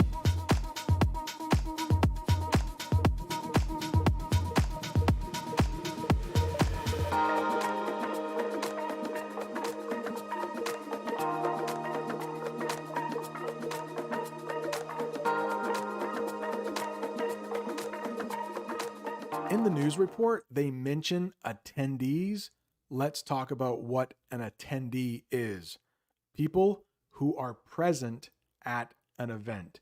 They attend an event. Attend is the verb meaning like go to an event, show up at an event. The attendees at Trump's event were surprised when the sing-along began. Medical events. Now, it seemed like two people at the town hall had a medical event.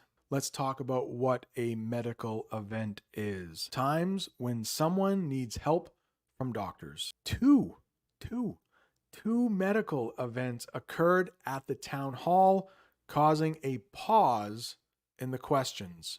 A pause means to stop for a short period of time, but it should begin again at some point.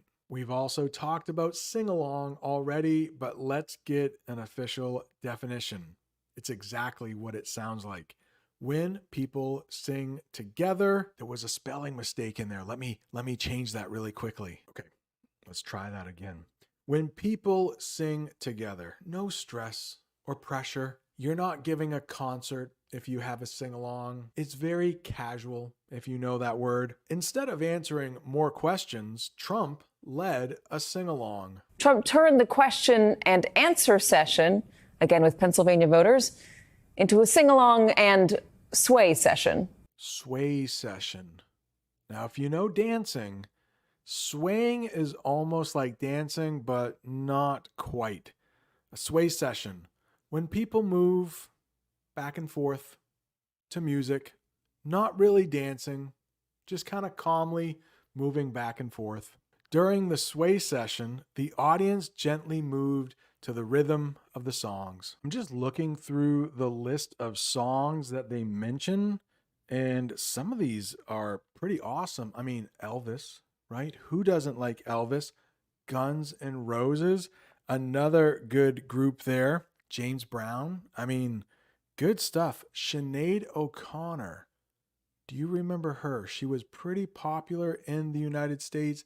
I think she's from Ireland. Village People, YMCA, very popular song from the 1970s here in the United States, but still popular at, I guess, Trump rallies. They also mentioned that President Trump used to read a poem called The Snake, which was a little strange. I will play a clip of that here so you get some kind of idea what The Snake is, but only a clip. I think it's kind of a boring poem. Who has heard the poem called The Snake? So I have it. Does anybody want to hear it again? You sure? Are you sure?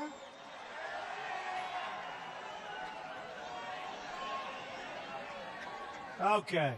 This was written by Al Wilson a long time ago. So here it is, The Snake. It's called The Snake. On her way to work one morning, down the path along the lake, a tender-hearted woman saw a poor, half-frozen snake. And to be fair, the crowd for the most part stayed. But Governor Kristi Noem, there to moderate the discussion, looked periodically baffled and uncomfortable. So in the past, I've talked about presidential debates, and we've talked about moderators.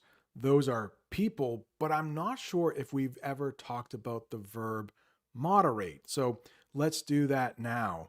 To lead or guide a talk or event. And the governor of South Dakota, Kristi Noem, was the moderator. We'll talk about her a little later. Governor Kristi Noem was there to moderate the town hall. But Governor Kristi Noem, there to moderate the discussion, looked periodically baffled and uncomfortable. Another great word, periodically. Periodically. That means happening from time to time. Governor Noem periodically looked confused as the music played. Couple examples of periodically. In the picture, it looks like a man is fixing something, or maybe he is maintaining something. If he is maintaining something, that means he's checking on it to make sure that it works. And if he is doing that, that should be done periodically, every so often, so it doesn't get broken. If you study English periodically, you probably won't learn very quickly. And if you're still watching this English lesson, I bet you don't study English periodically. You probably do it almost every day. Keep up the good work. Baffled. Baffled. Look at that person. He looks very confused. That's the definition. Confused or puzzled by something you didn't know would happen. You can imagine a lot of people in the audience. Trump rally, he's probably going to talk most of the time, and then suddenly he breaks out into dance and song. You might be feeling a little baffled. Noem seemed baffled by Trump's decision to stop answering questions. I mean, somebody had a medical event in the crowd, so maybe President Trump didn't want to embarrass them and stop the rally, so he just did something kind of baffling. That's the adjective we would use to describe something that baffles you. If you are enjoying this English lesson, do you mind hitting that like button? Other English learners will be able to find the lesson, and if you haven't subscribed yet, go ahead and subscribe so you never miss another English lesson. But Governor Kristi Noem, there to moderate the discussion, looked periodically baffled and uncomfortable. And as the music kept on going, so did the folks chosen to sit on stage. What makes it stranger is that this was an event intended to give former President Trump a chance to speak directly to the concerns of his supporters, to stay on message, to talk about policy. Policy? At presidential rallies, the candidates usually talk about policy, and that is a plan or course of action, especially in politics or business. You might hear a question like, what is your policy on immigration? Or what is your policy on abortion? Here is a sentence using policy. The town hall was supposed to focus on Trump's policy plans, but it didn't. But when he did take questions, his answers wandered. On one about home prices, he responded in part with drill, baby, drill. Drill, baby, drill. President Trump is known for saying drill, baby, drill. The United States has quite a bit of oil, but lately we have been buying it from other countries. Americans are paying a little bit more for oil and gas than they normally do. A lot of Republicans want us to drill for our own oil, so prices will be cheaper here, and President Trump is one of those Republicans. Drill, baby, drill is a slogan promoting oil drilling to lower energy costs. When asked about home prices, Trump responded with drill, baby, drill. Yeah, people in the United States are paying more to heat their homes than we normally do. Everything is more expensive, right? Everything here, everything around the world. And what do we call that? Inflation. Inflation is the rise in prices over time, making goods more expensive. Goods just means pretty much anything you buy. Trump mentioned inflation, but didn't provide a clear answer. Remember, MSNBC wants to say all the bad things about former President Trump. On one about home prices, he responded in part with drill, baby, drill. On another about inflation, he brought up Hannibal Lecter, who he said was his stand-in for migrants who had broken out of asylums to claim asylum. Former President Trump also likes mentioning Hannibal Lecter. If you've ever seen the movie The Silence of the Lambs, or maybe you have read the book, you will know who this guy is. A fictional character, so he's not real, known for being a brilliant professor, but committing horrible crimes. I will not go into the crimes that he commits, but just know they're horrible. Trump oddly compared migrants to Hannibal Lecter during the town hall. I don't think he did he? That's just an example sentence. All right, it gets a little tricky here. We are going to talk about an asylum, and then we will talk about seeking asylum. Very different things.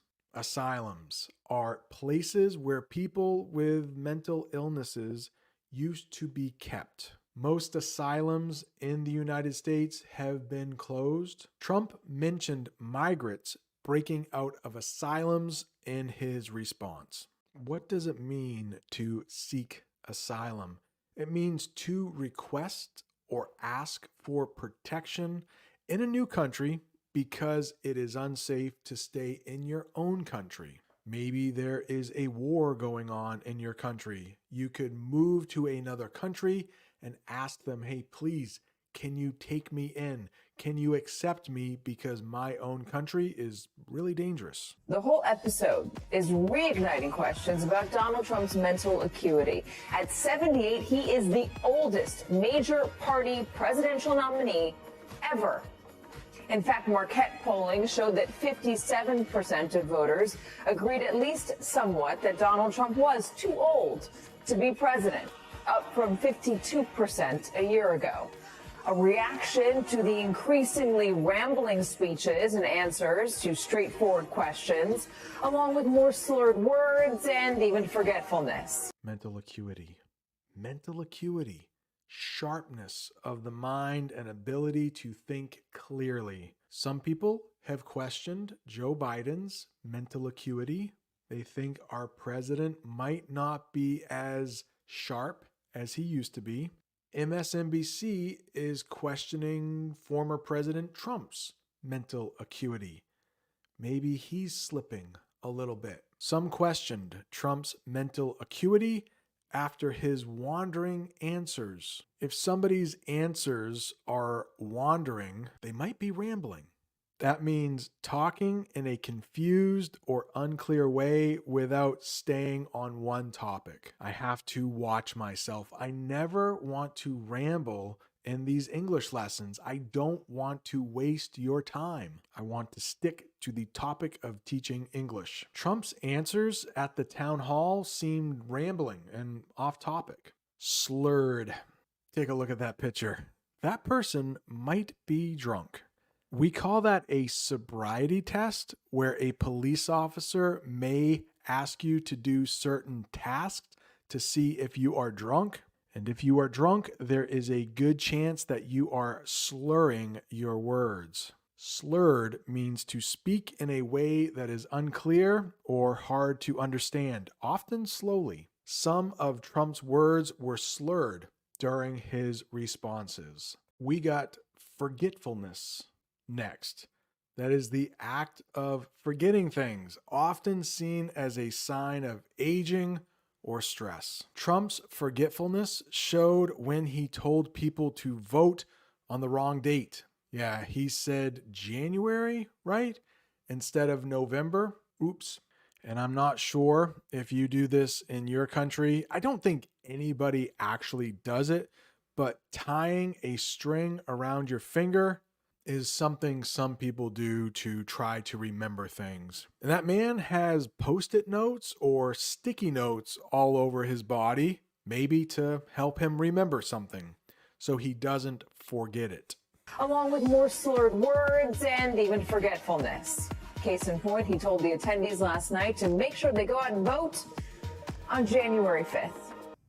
Joining us now, reporters who have been covering Donald Trump for a whole lot of time, a long time. NBC News correspondent Garrett Haake, who covers the Trump campaign for us right now. In the news clip, they mentioned correspondent. What is that? It's a journalist who reports on specific topics or areas. Yeah, there is a picture of what a typical correspondent looks like. The correspondent reported on the unusual town hall from Pennsylvania. All of us have been covering Donald Trump in one way or another now for nearly a decade. So all of us can speak to what we saw last night. Garrett, I want to begin with you. I want just the rundown of what happened, what the campaign says was going on. Give us the reporting. Can I get the rundown? You might hear that sometimes. It is a brief summary or explanation of what happened. The correspondent gave a rundown of the events at Trump's town hall. And in this picture, maybe you have a college professor giving a student the rundown on what happened in class. Maybe they missed class for some reason, so she is filling him in on what happened. That is a phrasal verb we might use in that case. And it's more focused than a rally, but not by much. Now, this was in a packed venue here. Venue? It looks French. I bet this word came from the French language, but it means the place where an event is held. The town hall took place at a packed venue in Pennsylvania. If you remember, Pennsylvania was the state where the first assassination attempt on President Trump happened, a little town called Butler, Pennsylvania. And it's more focused than a rally, but not by much. Now, this was in a packed venue here, and what you saw before the musical interlude were two health episodes in the crowd. Again, not uncommon at Trump events where somebody passes out and has to be tended to by medics. And passes out. English phrasal verb. To lose consciousness or faint. If that definition doesn't make any sense, take a look at the picture. That person has passed out. This is true. This is crazy. 2 people passed out during the event and needed medical attention. were two health episodes in the crowd. Again, not uncommon at Trump events where somebody passes out and has to be tended to by medics, and music was used as basically an interlude while those things were being handled. At some point after the second incident is when your coverage picked up, Katie, and where Trump seemed to, for whatever reason, turn his back on the format, essentially bail out on what had been the plan and go to this musical interlude instead. You gotta love these pesky phrasal verbs. They're so difficult. You may know what the verb bail means, but then you put out at the end and it totally changes the meaning. And we have a couple different definitions for bail out. But here is how they used it in the news clip. To quit or stop something unexpectedly, like you didn't know it was going to happen. Trump bailed out of answering questions and shifted to music instead. That woman looks like she just bailed out on a meeting. She had enough and said, I am done. I'm going home. I am leaving. The campaign's response after the fact has been that this isn't what you think it is. They have argued that this is not about mental acuity. They've said that, in a statement from the campaign, sort of an official statement, that Donald Trump is as focused and sharp as he's ever been. They talk about him having more energy and stamina than anyone in politics. This is a long English lesson. I hope you have the stamina to keep going until the end, or maybe you are watching this in two parts, or maybe you had to rewatch this because there was so much information. Stamina means physical, like with your body, or mental, with your brain. Strength to keep going. The campaign claimed that Trump has more stamina than anyone in politics. He can go longer and he can go harder than anyone. A place where Donald Trump has a problem with suburban voters. Let's talk about two terms, suburban and urban. Urban means like the city. Maybe we should talk about rural as well. Rural means out in the country, out in the woods where not a lot of people live. Suburban is in the middle of urban and rural. Tough word to say in English, I know. Rural. Suburban is a lot easier to say. It means related to areas just outside. Oh no, we have another typo. Let's try that again. Suburban means related to areas just outside the city. The opposite of urban. Trump's team wanted to focus on winning over suburban voters. Winning over. It's a phrasal verb meaning like make them like you. Well, they've been trying to keep him focused on the issue set here, especially since Kamala Harris became the Democratic nominee and not Joe Biden. Remember, when that transition took place, there was about 2 weeks where Trump was really going after Harris on personal qualities, and Republicans were coming on TV and arguing to Trump on television, as they often do. Transition. Where I'm living right now, we are transitioning from summer to fall. It's getting a little colder out right now. The definition of transition means the process of changing from one thing to another. Like right now, I will put in a transition of like bubbles. It would probably be better if I was going to talk about another word. Maybe I'll put another transition with bubbles in just a second. The transition from Biden to Harris as the nominee changed Trump's strategy. Remember a couple months ago, Biden was running for president. Then somebody said he shouldn't run for president. Now Harris is there. There will have to be a transition in January. Whoever wins the presidency will have to make some kind of transition from Biden to the new president. Here is a phrasal verb I don't think I have ever taught. To go after someone. Going after someone. Let's talk about what that means. Criticizing or attacking someone verbally. In other words, you say bad things about them. Trump spent 2 weeks going after Kamala Harris when she became the nominee. And to be honest, they're still going after each other.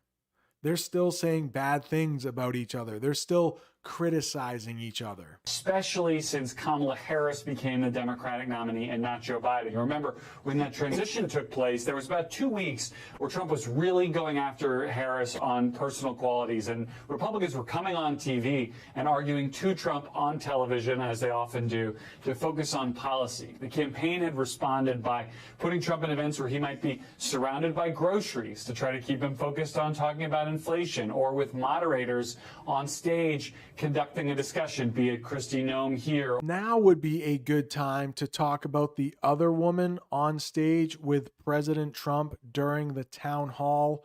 Her name is Kristi Noem. She is the governor of a state called South Dakota, and she was moderating the event. Let's use her name in a sentence. Kristi Noem looked confused as Trump turned the town hall into a sing-along. Maybe we could call that a dance party too.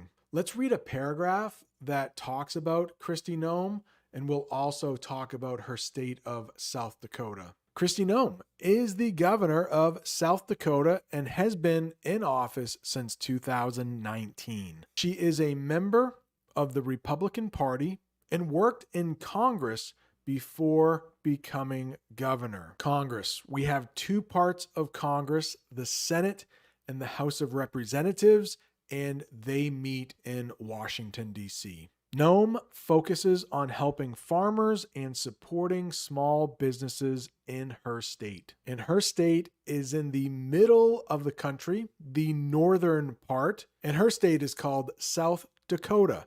You can see it in the red. They've also largely cocooned him in the conservative media. Take a look at that picture. That boy is cocooned. He is wrapped in something called bubble wrap, and he looks like he is protected. Let's talk about what cocooned means. Protected, or kept away from things that might be difficult or challenging. Trump's campaign kept him cocooned in friendly media environments. As I talked about earlier, Kamala Harris did an interview with Fox News.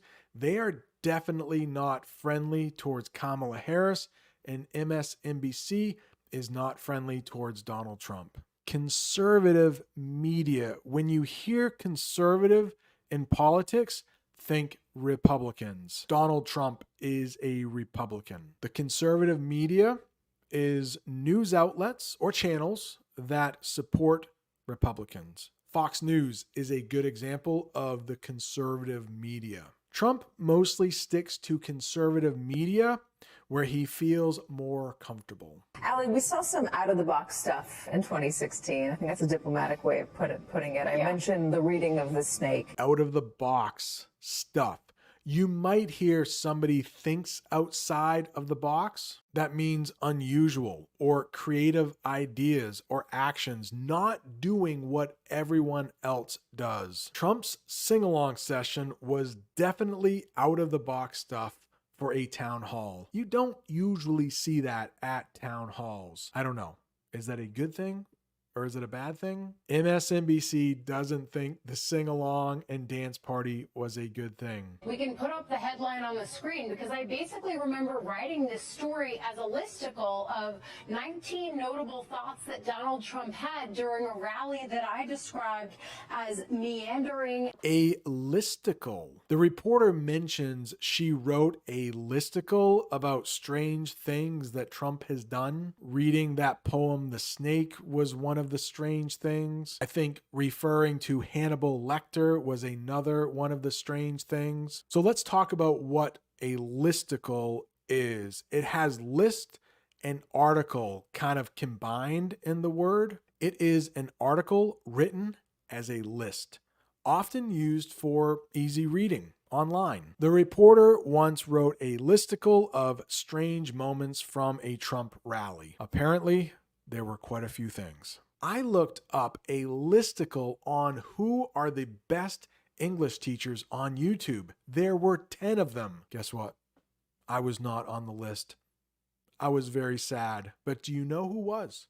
And he was listed number 2. That would be Bob the Canadian. Yeah, Bob the Canadian, Great teacher. If you don't know him, check him out. You probably know him. You probably found my channel through Bob the Canadian. Do you remember when we talked about wandering before? Meandering is pretty much the same thing. See that picture? That river?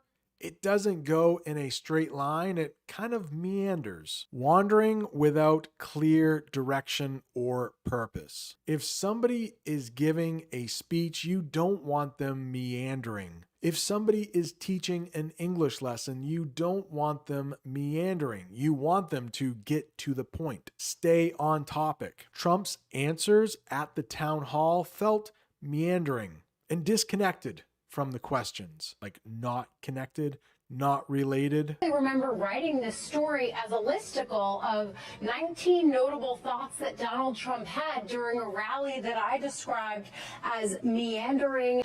But that, to me, I remember as one that felt very out of the box. And at the time, it was because he was going between lambasting the New York Times, hitting Hillary Clinton, but doing it in a very non-conventional way. I love this one. Lambasting.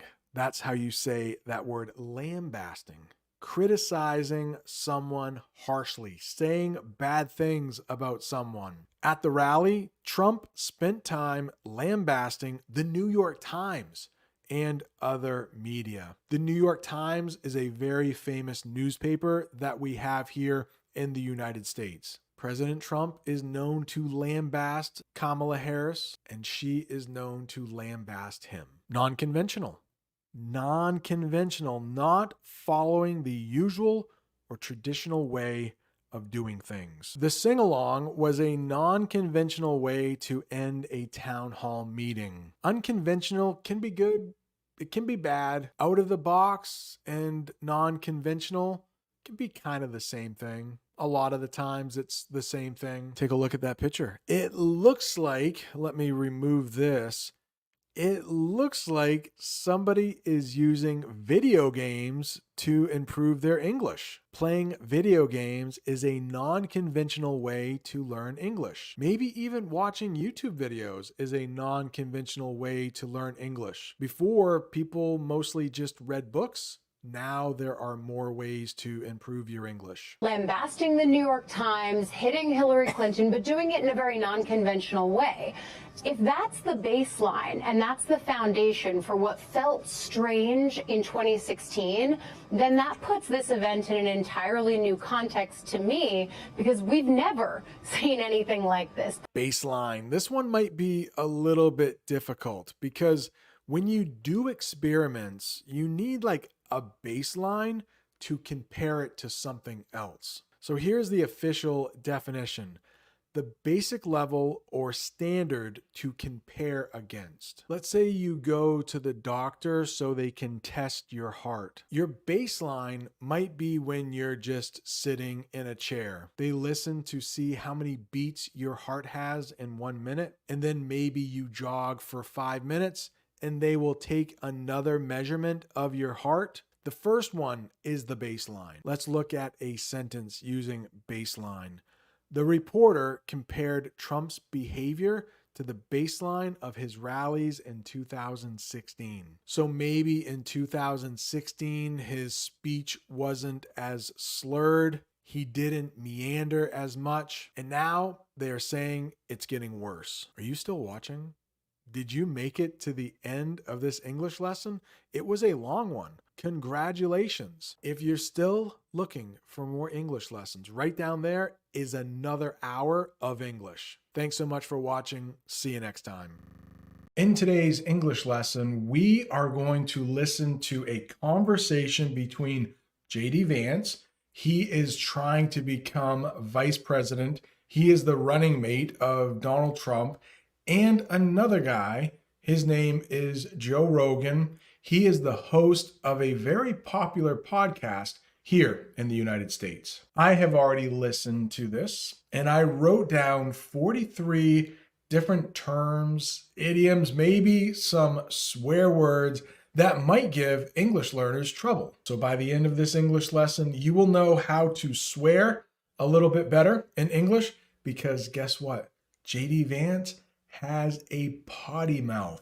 He swears a lot. But don't worry, if you are watching this with young children, I have silenced all of these swear words. You will probably know what he says, but you will not hear what he says. Let's take a listen to the first part, and then I will come back and teach you all the things that could be hard. Oh, all right. How are you, sir? Good, man. How are you doing? Very nice to meet you. Yeah, nice to meet you too. What is it like running for vice president of the United States? How crazy is this experience? It's pretty weird. It's pretty weird. I was just telling you this earlier, but the first time that I've been in a public spot without Secret Service in the room is right now. To start, Joe Rogan says, we're rolling. And believe it or not, just a couple English lessons ago, I talked about rolling. I think the news report says roll it. So Joe Rogan says we're rolling. And as you can see, that means we have started or we are beginning to do something. So I think he was just letting JD Vance, hey, we're recording. So anything you say now, everybody around the world will be able to hear. Maybe we should talk about these two things together. JD Vance talks about the Secret Service pretty much watching every moment that he is alive, awake, but every time he is out in public, I'm sure the Secret Service is there. So let's talk about what a public spot is. It is the opposite of private. Somebody's bedroom would be private, but a public spot is a place where everyone can go, like a park, a cafe, an arena where JD Vance might be giving a speech. As you probably know, President Trump or former President Trump, there have been a couple people who have tried to kill him. The Secret Service, very important people. They are people who protect important leaders. And since JD Vance is running for vice president, he is now a very important person. Oh, all right. How are you, sir? Good, man. How are you doing? Very nice to meet you. Yeah, nice to meet you too. What is it like running for vice president of the United States? How crazy is this experience? It's pretty weird. It's pretty weird. I was just telling you this earlier, but the first time that I've been in a public spot without Secret Service in the room is right now. So I'm like looking around for these guys because I'm used to just having them. It's 3 months, right? So he asked me the Monday of the RNC convention, which I think was June 15th. I think JD Vance was confused for a second. He said that the RNC, which we will talk about in a minute, the Republican National Convention. I have done some English lessons about the RNC. He said that President Trump asked him to be his vice president or his vice presidential running mate back in June, but he actually meant July. Those 2 months start with J, so it's pretty easy to get them confused. We also have a couple days of the week that I think can be confusing. Thursday, Tuesday. I think I often mix those up when I'm speaking. It's 3 months, right? So he asked me the Monday of the RNC convention, which I think was June 15th. And I really didn't know that morning. I thought that he was probably going to pick me, but I didn't know for sure. Probably 60-40, basically. JD Vance talks about 60-40, like he was 60% sure that President Trump would ask him to be his running mate, maybe 40% that he wouldn't ask him. He could have also used this English phrasal verb, leaning towards. He could have said something like, I thought Trump was leaning towards asking me to be his running mate. You know, if it's 50-50, it's right down the middle. 60-40 is kind of leaning one way. If you want to know more about the Republican National Convention, I did an entire English lesson on it. I will leave that one at the end of this one. There will be a link for you. But it did happen this past July in a city called Milwaukee. We'll talk more about Milwaukee in just a minute. And by just a minute, I mean right now. JD Vance talks about Milwaukee time. We have 4 time zones in the continental United States. When I say continental United States, I don't mean Alaska or Hawaii. So New York is on one time zone. Chicago is on another one. There's another one we call Mountain Time Zone in the middle. I don't think there is really a big city in Mountain Time Zone. Maybe Denver. And then LA or Los Angeles is on another time zone. Chicago and Milwaukee are in the same time zone. Just last month, I was actually in Milwaukee for a football game.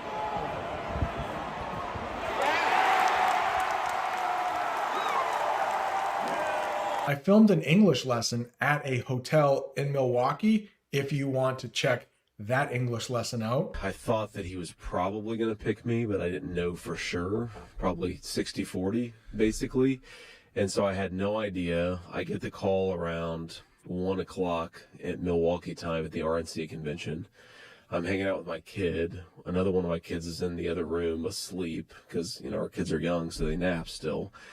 And he makes this call, and he's like, hey, do you want to be my vice president? I was like, oh. Was it literally just like that? Well, actually, what happened is I get a text message from a staff member on his team that says you just missed a very important phone call. And I don't know, you know, because there's so much inbound traffic that I think it just went straight to voicemails. JD Vance mentions inbound traffic, which might make you think of cars, but he means like messages. So I'm sure his phone, being such a famous, important person, is always receiving messages. He actually missed the message from former President Trump asking him to be his vice presidential running mate. And he says he thinks it's because of all the messages and phone calls he normally gets. With my little YouTube channel, I don't have that much inbound traffic, which is why I can often respond to most comments that you leave. Hey, thank you so much for leaving all the nice comments. While I'm thanking and asking for things, can I ask you to like this English lesson? It helps other English learners find it. Of course, if you haven't subscribed yet, go ahead and subscribe so you never miss another English lesson. Speaking of getting so many messages, sometimes your inbox gets filled. That means you have so many messages to listen to, your phone can't take any more. But if you do have some room for messages, we might say that it went to your voicemail. If a phone call goes straight to voicemail, that means the phone never rings. And that is what probably happened to Trump's first phone call. It went straight to voicemail. Well, actually, what happened is I get a text message from a staff member on his team that says you just missed a very important phone call. And I don't know, you know, because there's so much inbound traffic that I think it just went straight to voicemail. So I call him back and I'm like, hey, sir, what's going on? He said, JD, you just missed a very important phone call. I'm going to have to pick somebody else now. You know, so I'm about to break here. So JD Vance is going to tell us that he swears a lot because he was raised by his grandmother, who also swore a lot. Swearing, we'll talk about cussing in a minute. That means saying bad words. In my real life, and of course on this YouTube channel, I never really swear. I never really say bad words, and you won't hear me do that today either. JD Vance says a word that starts with S. It's like crap. Crap is a good way to say that word without swearing. Nobody says crap a brick, but that's what he meant. It's just another way to say he is nervous. I'll just leave it there. I don't want to talk too much about that other word and using it as a verb. Let's just move on. There will be other swear words though. Don't worry. So I call him back and I'm like, hey, sir, what's going on? He said, JD, you just missed a very important phone call. I'm going to have to pick somebody else now. You know, so I'm about to break here. And then he says, no, I'm just kidding. Obviously, I want you to be my vice president. And the funny thing is, my 7-year-old is in the background and he has no idea what's going on. And I love that, right? It's one of the good things about this. He has no clue what's going on. He's like, Dad, who are you talking to? He's talking about Pokemon cards, right? Pokemon cards? I'm too old to know what these are, but I will leave a picture of Pokemon cards. I'm pretty sure little kids like them. Who knows? Maybe even teenagers, maybe young adults, maybe even people my age. I do not know much about them, but it seems like JD Vance's son, who is 7, right? He's 7. He likes Pokemon cards. They said, JD, you just missed a very important phone call. I'm going to have to pick somebody else now. So I'm about to brick here. And then he says, no, I'm just kidding. Obviously, I want you to be my vice president. And the funny thing is, my 7-year-old is in the background and he has no idea what's going on. And I love that, right? It's one of the good things about this. He has no clue what's going on. He's like, Dad, who are you talking to? He's talking about Pokemon cards, right? And Trump hears my son in the background and he says, well, who's that? And I said, that's my 7-year-old son, And he's like, put him on the phone. Put him on the phone. He says it really quickly. Put him on the phone. That might even be an idiom, but it is another way to say hand or give somebody the phone so I can talk to them. Put them on the phone. Try saying that very quickly. Put them on the phone. Well, who's that? And I said, that's my 7-year-old son, And he's like, put him on the phone.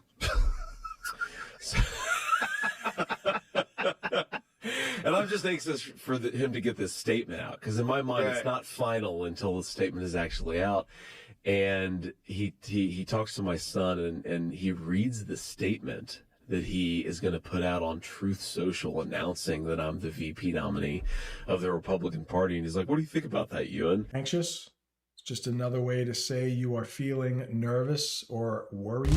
Truth Social. I don't know much about this social media platform, but I think it's the one that President Trump started.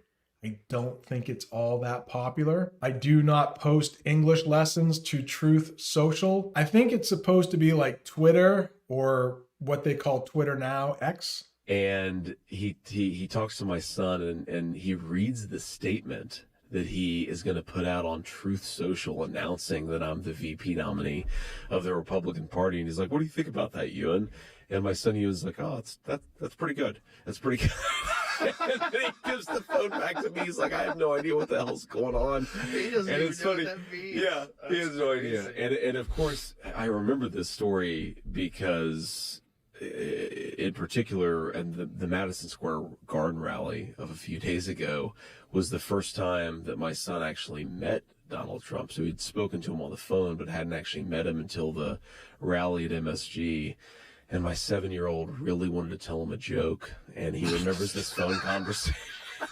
And so he tells him this joke, and Trump kind of chuckles, but also is probably judging me because it was a somewhat inappropriate joke for a 7-year-old to tell. But yeah, here we are. MSG, or Madison Square Garden. It is a big, famous arena in New York City. And guess what? Next month, I am going to a concert at MSG. I'm actually wearing the t-shirt now. It's Dave Matthews Band. I'm going to see the Dave Matthews Band, my favorite band. Chuckles. Laughs a little bit. Not that much, though. When JD Vance's son told President Trump the inappropriate joke, we'll talk about that. It's a joke that probably had some swearing in it. Maybe it talked about some things that only adults do. It's not like former President Trump laughed at the joke. He just chuckled. He might not have thought the joke was funny. Maybe he was just trying to be nice to the little kid. President Trump might have been judging JD Vance as a parent, judging me, thinking negative thoughts about me. Who knows? Maybe when President Trump had little kids, he didn't want them to swear. He didn't want them to say inappropriate jokes. And maybe JD Vance doesn't care as much. And Trump is like 78. JD Vance is 40. So maybe it's just like a different generation. I know my parents didn't let me swear. Not that I wanted to. Well, maybe when I was a kid, I did want to, but I was not allowed to swear in front of them. We will talk about that in just a minute, in front of them. And my kids, who are now almost adults, they don't swear in front of me. But I know there are a lot of parents, just like Joe Rogan and JD Vance, who think it's funny when little kids swear. I don't. But maybe it's just because I'm old. I'm kind of old school when it comes to parenting. And so he tells them this joke. And Trump kind of chuckles, but also is probably judging me because it was a somewhat inappropriate joke for a 7-year-old to tell. But yeah, here we are. Well, that's the only ones 7-year-olds remember. That's right. Well, it's like, I have terrible language, and it's one of my many flaws. But I was raised by my very working class grandmother. Terrible language. It's another way to say people are swearing. JD Vance admits he has terrible language. He also says he has many flaws, which is just another way to say he has a lot of mistakes. JD Vance mentions that his grandmother is working class. I put down below blue collar. JD Vance doesn't say that, but working class and blue collar are pretty much the same thing. It means people who have jobs, like in a factory, construction workers. They don't have probably a lot of formal education. They probably didn't go to college. Some people might think working class people swear more than white collar. That's almost the opposite of working class. But I know plenty of white collar people who have potty mouths. We will talk about that in a minute. It's just somebody who swears a lot, Their mouth is like a toilet. Little kids call toilets potties, maybe. Instead of asking a child in English, do you need to go to the bathroom? You might hear them say, do you need to go to the potty? Some parents will say that to their children. Do you need to go potty? A potty is a dirty place. Just like somebody who swears a lot, they have a dirty mouth. Well, it's like, I have terrible language, and it's one of my many flaws, but I was raised by my very working class grandmother, and she was actually very interestingly, she was a very devout Christian, but she also had, a language that would make a sailor blush. JD Vance says his grandmother was a devout Christian. And that just means somebody who really follows a religion. They're not casual when it comes to religion. They're very serious about it. Another profession, at least in English, that we say swears a lot is a sailor. So you might hear that phrase, oh, she swears like a sailor. That means she swears a lot. JD Vance says his grandmother, when she talked, it would make a sailor blush. When you blush in English, that means your cheeks, these are your cheeks, they turn red because you are embarrassed. It's just another way to say somebody has a really bad potty mouth. They swear a lot. She was awesome. She was an amazing person, a huge personality, right? We called her a force of nature because she was such this big personality. But my wife's rule is, basically he's only allowed to cuss when he's telling this one joke. So that's hilarious. Yeah, so he told this joke to Donald Trump. Yeah, exactly. He says it 14 times a day. He also mentions that his grandmother has a huge personality. She's a force of nature. She's not shy. If she goes to a party, she's probably talking to everybody. She has a lot of energy. In other words, if somebody has a huge personality, that is someone who is very lively and noticeable. You notice them. They are not in a corner being quiet. Swearing, you might know now, is saying bad words like the F word, the S word, the B word. But cussing is the same as swearing. I think I mentioned in front of us already, but JD Vance says his son can only swear in front of us, meaning like him and his wife. So when his son is not in the same room as JD Vance, his son is not supposed to swear. Yeah, early on, I told my kids, you can swear in front of us. I go, but don't swear in front of other parents. Right. And don't Yeah. swear for no reason. Right. Well, because they judge you, right? The other parents judge you. How old are your kids? Well, the youngest ones are 14 and 16, and I have a 28-year-old. Okay. But when my Nice. 14-year-old was 2, we were on a skiing trip. And we were about to leave. We packed up all our stuff. But her helmet, we forgot to put her helmet away. I go, oh, we forgot to put the helmet away. And she just looks down at the helmet and she goes, my wife is just like, oh my God. That's right. It was so funny. There's just something well- adorable about a 2-year-old that doesn't Oh, know that you're not supposed to say. No, and just absolutely, and that cute man. little face. Well, I mean, my 4-year-old, he was 3 at the time. We were going because we live in Cincinnati, but then I'm a senator, so we spent a lot of time in Washington. And I was taking my 4-year-old solo. He was 3 at the time, on this trip, and we're on a Delta flight. We're in the back. I'm kind of wondering because, I've got Bedhead, and I'm thinking to myself, do any of these people know that I'm a senator? Because I look like shit right now. And sort of get away with it. I don't think that anybody notices who I am. And we're sitting there, and my son drops one of those Biscoff cookies in between the seat, and he looks at me and he says, Dad, well, and 12 people instantly turn around and look at me. And it's like, oh, Senator Vance, your son has such colorful language. And I'm like, oh my God, I'm such a terrible father. And these people are all judging me. Yeah. But it's, but you're right. It's so cute. Packed up all our stuff. You know that? Like when you're leaving a place and you want to take all of your things, we say that you're packing up. My students, when they leave the classroom, they pack up before they leave. They take their pens, their pencils, their lunch boxes, their backpacks. If you stay at a hotel, you are going to pack up all of your stuff before you leave. Take your things with you. Do you know this word? Adorable. It's another way to say cute. Little kids can be adorable. Little dogs. If you are a dog person, we call them puppies, those little dogs, they can be adorable.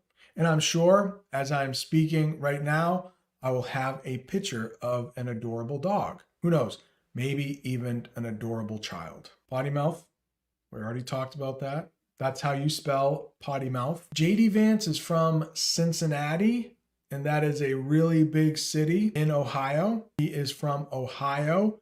I will put up a map of where Ohio is located. JD Vance says he is taking his son solo. Solo means like one or alone. So he is taking his son without his wife. He's on his own. I mean, my 4-year-old, he was 3 at the time. We were going because, we live in Cincinnati, but then I'm a senator, so we spent a lot of time in Washington. And I was taking my 4-year-old solo. He was 3 at the time, on this trip. And we're on a Delta flight. We're in the back. I'm kind of wondering because, I've got Bedhead. Bedhead.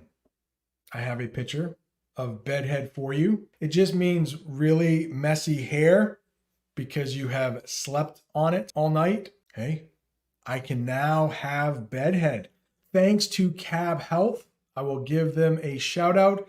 They gave me a hair transplant this summer. They are awesome. I will leave a link to their clinic in the description box below. If you would like 10% off your hair transplant, mention my name, Brent. Because, we live in Cincinnati, but then I'm a senator, so we spent a lot of time in Washington. And I was taking my 4-year-old solo. He was 3 at the time, on this trip, and we're on a Delta flight. We're in the back. I'm kind of wondering because, I've got Bedhead, and I'm thinking to myself, do any of these people know that I'm a senator? Because I look like shit right now. I will not say this word, but JD Vance said that he looked like, let's just say crap, because of his bedhead. He really didn't want anyone to know that he was a senator, and on the plane, he thought he was going to get away with it. Be on the plane, look like crap, but nobody knows that he's actually a senator. He wanted to do something without being punished. The punishment would have been, oh, that's our senator? He doesn't look very good. Has he taken a shower? Has he combed his hair? But of course, because his son said a bad word really loud, everybody now knows he's on the plane. I'm thinking to myself, do any of these people know that I'm a senator? Because I look like shit right now. And sort of get away with it. I don't think that anybody notices who I am. And we're sitting there, and my son drops one of those Biscoff cookies in between the seat. And he looks at me and he says, Dad, well, and like 12 people instantly turn around and look at me. And it's like, oh, Senator Vance, your son has such colorful language. And I'm like, oh my God, I'm such a terrible father. And these people are all judging me. Yeah. But it's, but you're right. It's so cute. Biscoff cookies. I had never heard of those before. I will put up a picture of Biscoff cookies. I guess they're from Belgium. And his son dropped them in between the seats. And his son also dropped an F-bomb. You know the F word in English? I hope you do, because I am not going to say it. But when somebody says it, you might hear they dropped an F-bomb. It's a good way to say they said that word without actually saying the word. Do you know? Turn around. So when in the airplane, when his son said that word, everyone turned around, looked. Oh, there's the senator. He's got Bedhead. His son is dropping F-bombs. And one last idiom about swearing. Sometimes you will hear that called colorful language. J.D. Vance admits that he has colorful language. He got that from his grandmother, and the definition right down there, using strong or rude words. I hope your English is a little better. We talked about at least 43 new terms. If you're looking for more English, right down there is that lesson I did about the RNC. And right over there is a hotel in Milwaukee. You made it to the end of an English lesson. Nice job. It was a long one. Thanks so much for watching. See you next time. The first thing I would like to do is thank you for clicking on this English lesson. There are so many good English teachers out there, and you decided to pick me, so thank you. The next thing I would like to talk about is what this English lesson is going to cover. We are only a few days away from another presidential election. As you probably know, Vice President Harris is going against former President Donald Trump. And everyone is trying to predict who will win. And we do that with something called the polls. We are actually going to talk about 3 different kinds of polls in English. That will be the first topic we talk about. But before we do that, I would like to take a look at a news clip. Watching the news in English is a great way to improve your English. Maybe you are studying for the IELTS or TOEFL exam, but they often use very difficult vocabulary, maybe an idiom, and probably an English phrasal verb or 2. We will watch a clip together, and then I will come back and teach you what they said. I have 22 different phrases, idioms, English phrasal verbs for you to learn. Let's take a look at that first clip. I want to start with you. New polling, lots of early voting numbers. Yeah, good morning, George. Our new poll with Ipsos has Kamala Harris right now back in front, a 4-point lead, 51-47 in the matchup with former President Trump. That is up from about 2 points nationally a few weeks back. Let's first talk about polls. I have 3 different words for you. This type of poll, that type of poll, and that type of poll. So we have a pair of homonyms and we have a pair of homophones. Don't you love English? Let's talk about this first poll. In the picture, it looks like this man has just voted and now he is taking a poll. Let's look to see what this kind of poll means. For each of these definitions, I will have a picture, I will have the official definition, and I will use it in a sentence that relates to politics in some way. The definition. Polls are surveys where people are asked for their opinions or preferences. So before the election, somebody may come around, maybe to your house, maybe call you on the phone and ask you, who are you voting for? We also have something called exit polls, which this man is probably taking. These are surveys that ask you, who did you just vote for? And the other part of the definition says it's usually about political candidates or political issues. But someone could ask, which peanut butter do you like better? That is one type of poll. Let's use that type of poll in a sentence. Political polls help us see which candidate people like the most before the election. I would like to warn you, and we will see this in the news clip, these political polls are often wrong. People are not exactly honest about who they are going to vote for. Really quickly, if you don't mind liking this English lesson, it helps other English learners find the lesson. And if you haven't subscribed yet, go ahead and subscribe so you never miss another English lesson. So this type of poll, a survey, can have something to do with politics. It could have something to do with peanut butter or another product or another issue. But this type of poll always has something to do with an election. This type of poll is a place. Let's look at the official definition. Polls are the locations or places where people go to cast their vote in an election. I teach school in the United States. The school I used to teach at was a polling place. We did not have the day off for school on election day. Students were still in classes, but our gymnasium or our gym was used as the local polling place. Let's use this type of poll in a sentence. Many people went to the polls early to vote for their preferred candidate. Preferred candidate is another way to say which candidate you like better. I have done an entire English lesson about voting early in the United States, and I have used preferred in another English lesson. That word might be review for you. And then, of course, because it is English, we have to use poll with an entirely different spelling. There are many polls in English, but the one I wanted to talk about was a barber pole. Let's make that picture a little bigger and talk about what a barber pole is. A barber pole is a sign with red and white stripes used outside barbershops. It has no connection to political polls, but sounds the same. I can see this appearing on an IELTS or TOEFL exam. The people who design those tests are evil. They try to trick you with different spellings. I tried to use the two type of polls in a sentence, and here is what I came up with.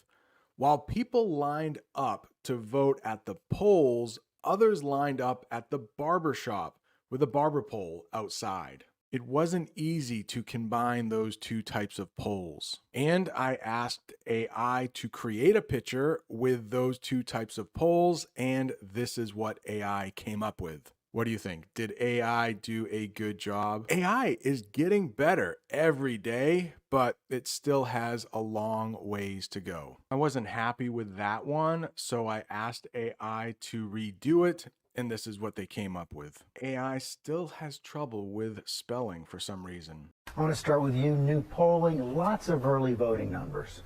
Yeah, good morning, George. Our new poll with Ipsos has Kamala Harris right now back in front, a 4-point lead, 51-47 in the matchup with former President Trump. That is up from about 2 points nationally a few weeks back. But they may not look exactly what it seems to be, because if you narrow it down to the battleground states, it is a good bit tighter. In the newscast, they used the phrasal verb narrow down. Narrow down means to reduce the number of choices to a smaller number. Back in the spring, there were something called primary elections. At least for the Republicans, they had a few different candidates to choose from. Their choices were eventually narrowed down to Donald Trump. It was a different story with the Democrats. I don't want to get into that too much. It's a little controversial. But out of all of the candidates trying to become president, we have narrowed it down to only 2. And now we need 1. Let's look at a sentence using the phrasal verb narrow down. Voters must narrow down their choices from many candidates to just 1. I don't think anyone would want to vote for both Harris and Trump, but when you go to the polls to vote, you can only vote for 1. Yeah, good morning, George. Our new poll with Ipsos has Kamala Harris right now back in front, a 4-point lead, 51-47 in the matchup with former President Trump. That is up from about 2 points nationally a few weeks back, but they may not look exactly what it seems to be, because if you narrow it down to the battleground states, it is a good bit tighter. Checking out our 538 battleground state polling averages, you see Harris with a narrow lead, but that is actually a little bit smaller than it was a few weeks ago. Donald Trump now up in 5 of the 7 battlegrounds, but it is so close, all well within the margin of error. Margin of error. Every time a poll is taken, there is a margin of error. Let's talk about what that is. A small amount that shows how much the poll results might be wrong. The poll shows candidate A leading by 5%, but there is a 3% margin of error. In the news report, they say that Harris has 51% of the vote. Trump has 47% of the vote. I am an English teacher. I am not a math teacher, but that poll has a margin of error of 2%. So that means Harris could have as little as 49% of the vote, and Trump could have as much as 49% of the vote. So even according to that one poll, those 2 candidates could be dead even. That is another way to say they are exactly tied. Donald Trump now up in 5 of the 7 battlegrounds, but it is so close, all well within the margin of error. President Biden's approval rating in our poll just 36%, and clearly a drag on Harris. In the news report, they mentioned that President Biden has a low approval rating. That means the American people don't approve of him. They don't like the job he is doing. And that is dragging Harris down. She is the vice president for the president. They are kind of linked. They are kind of put together. Let's look at the official definition. To make someone or something less successful. If President Biden was really popular, that would help her. He's not very popular right now, so that is dragging her down. Here's a sentence using drag you down. A scandal could drag a candidate down in the polls. President Trump has had many scandals. Sometimes it drags him down, sometimes it makes him more popular. I asked my friend AI, please give me the 10 lowest approval ratings in presidential history, and they did just that. So we have the president with the lowest approval rating ever, Harry Truman, with 22%, and that happened during a very unpopular war, the Korean War, and also a struggling economy. So money issues weren't great in the United States. Number 2, Richard Nixon with 24%. That was back in 1974.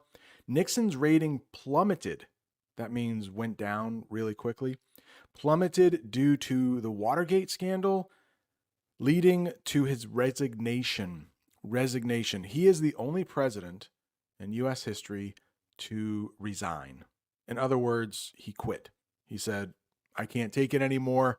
The heat is too much. Too many people don't like me, so I am leaving. George W. Bush, not too many years ago, 2008, 25%. Guess what? During another unpopular war, Jimmy Carter, 4th lowest approval rating of all time with 28%. I just talked about him, I think in the last English lesson, something to do with his debate with Ronald Reagan. But yeah, and I did talk about the Iran hostage crisis, high inflation. We also have high inflation now, low presidential approval rating. I wonder if there is a connection. Donald Trump now up in 5 of the 7 battlegrounds, but it is so close, all well within the margin of error. President Biden's approval rating in our poll just 36% and clearly a drag on Harris. As for early voting, more than 41 million Americans and growing have already cast their votes. This is a larger share of Republicans overall voting earlier than 4 years ago. Not totally a surprise because Trump told his supporters last time not to vote early and has changed his tune somewhat this time. In some battleground states, we changed his tune. They used that in the news clip talking about President Trump. During 2020, he told his supporters, don't vote early. Now he's changed his tune. He's switched the way he thinks. Let's look at the official definition. When someone changes their opinion or way of talking about something. Here's a sentence. After losing support, the candidate changed his tune about tax policies. And I picked this picture, 2 women.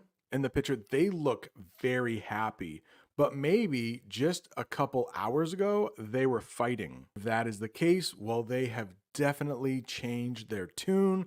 They like each other now. They had an argument, but now they've changed their tune and they are friends again. Not totally a surprise because Trump told his supporters last time not to vote early and has changed his tune somewhat this time. In some battleground states, we have some fresh numbers in Michigan where the first weekend of early in-person voting just finished, and you can see the number of Republicans, likely Republicans, growing year over year. Now 39% of early voters. There's still more Democrats, but that is a shift. Year over year. This means comparing the same time period from one year to the next. Support for the party grew year over year by 10%. I don't think that is true for either party. I don't think either one is getting that much more popular year over year. I think they're pretty much staying the same. Another idiom here. It's a shift, a change in opinion or position. It's a lot like changing your tune. The new poll results show a shift in public opinion towards environmental policies. Environmental policies, that means taking care of the earth. And you can see the number of Republicans, likely Republicans, growing year over year. Now 39% of early voters. There's still more Democrats, but that is a shift. And in Arizona, we actually see more likely Republican voters than likely Democratic voters. Again, a shift from 4 years ago. But a lot of these votes, though, seem to be people that vote in every election.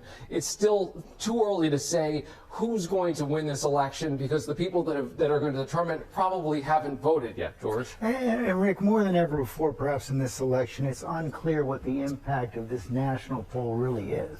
Yeah, and just to go back to our poll, 47% for Donald Trump. Well, to give you a sense, he got 46.1% back in 2016, and he won that election. 4 years later, he got 46.9%. That's 47% almost exactly, and he lost that election. So it could very much still go either way. And if we all know that the polls were off last time around. Imagine that. The polls were off. That is another way to say the polls were incorrect or didn't match the final outcome. That is true in almost every election. Do not believe the polls. Everyone was surprised when the polls were off by a large amount in the election. Nobody should be surprised. They are always wrong. They are always off. This is the electoral map with the battleground states not assigned right now. It wouldn't take much of a swing, though, in the polling to have a big swing in the Electoral College. If the polls are off as much as they were in 2020, if they understated Trump's support all over again, this is what we're looking like. Trump with 312 electoral votes. But if they're off in the other direction, if they're understating Harris, much like they did in 2022 for Democrats, this is what we're looking like. So this may seem counterintuitive, but it's where we are. The polls are so close, it shouldn't come as a surprise to have something of an electoral landslide in either direction. Landslide. I did a couple English lessons about a month ago about hurricanes, and in that English lesson, I mentioned landslide. But when we talk about politics, landslide is only an idiom. A landslide victory is a win by a large number of votes or a big difference. I'm going to make a prediction right now before this election. It will not be a landslide victory. This is going to be pretty close. The presidential candidate won in a landslide victory, taking 80% of the votes. We haven't seen that in the United States in a long, long time. Probably back in the 1980s when President Reagan won by a landslide victory. I think in 1984, he beat somebody named Walter Mondale by a large amount. I was curious about it, so I did look it up. Yeah, the electoral vote, that margin was huge. I've talked about the electoral vote before on this channel. The popular vote was a little closer, but that's not how we elect our president. Remember, it's a winner-take-all kind of thing with the Electoral College. States do not split their vote. A big swing. That means a large change in support or opinion. There was a big swing in voter support after the debate. I've talked a lot about swing states on this channel, so if you have been watching me for a couple months, you already know this, so I will be brief. But these are states that don't always vote Democrat or Republican. They go back and forth with each election. And the swing states that we have now are Michigan, Wisconsin, Nevada, Arizona, Pennsylvania, North Carolina, and Georgia. States like California, a big state, it always votes for Democrats. Texas, another big state, it always votes for Republicans. These states, you never know exactly who is going to win that state. And if we all know that the polls were off last time around, this is the electoral map with the battleground states not assigned right now. It wouldn't take much of a swing, though, in the polling to have a big swing in the Electoral College. If the polls are off as much as they were in 2020, if they understated Trump's support all over again, this is what we're looking like. Trump with 312 electoral votes. But if they're off in the other direction, if they're understating Harris, much like they did in 2022 for Democrats, this is what we're looking like. So this may seem counterintuitive, but it's where we are. Here is a very tough English word, but don't worry. I will explain it. You will understand in just a couple minutes. Counterintuitive.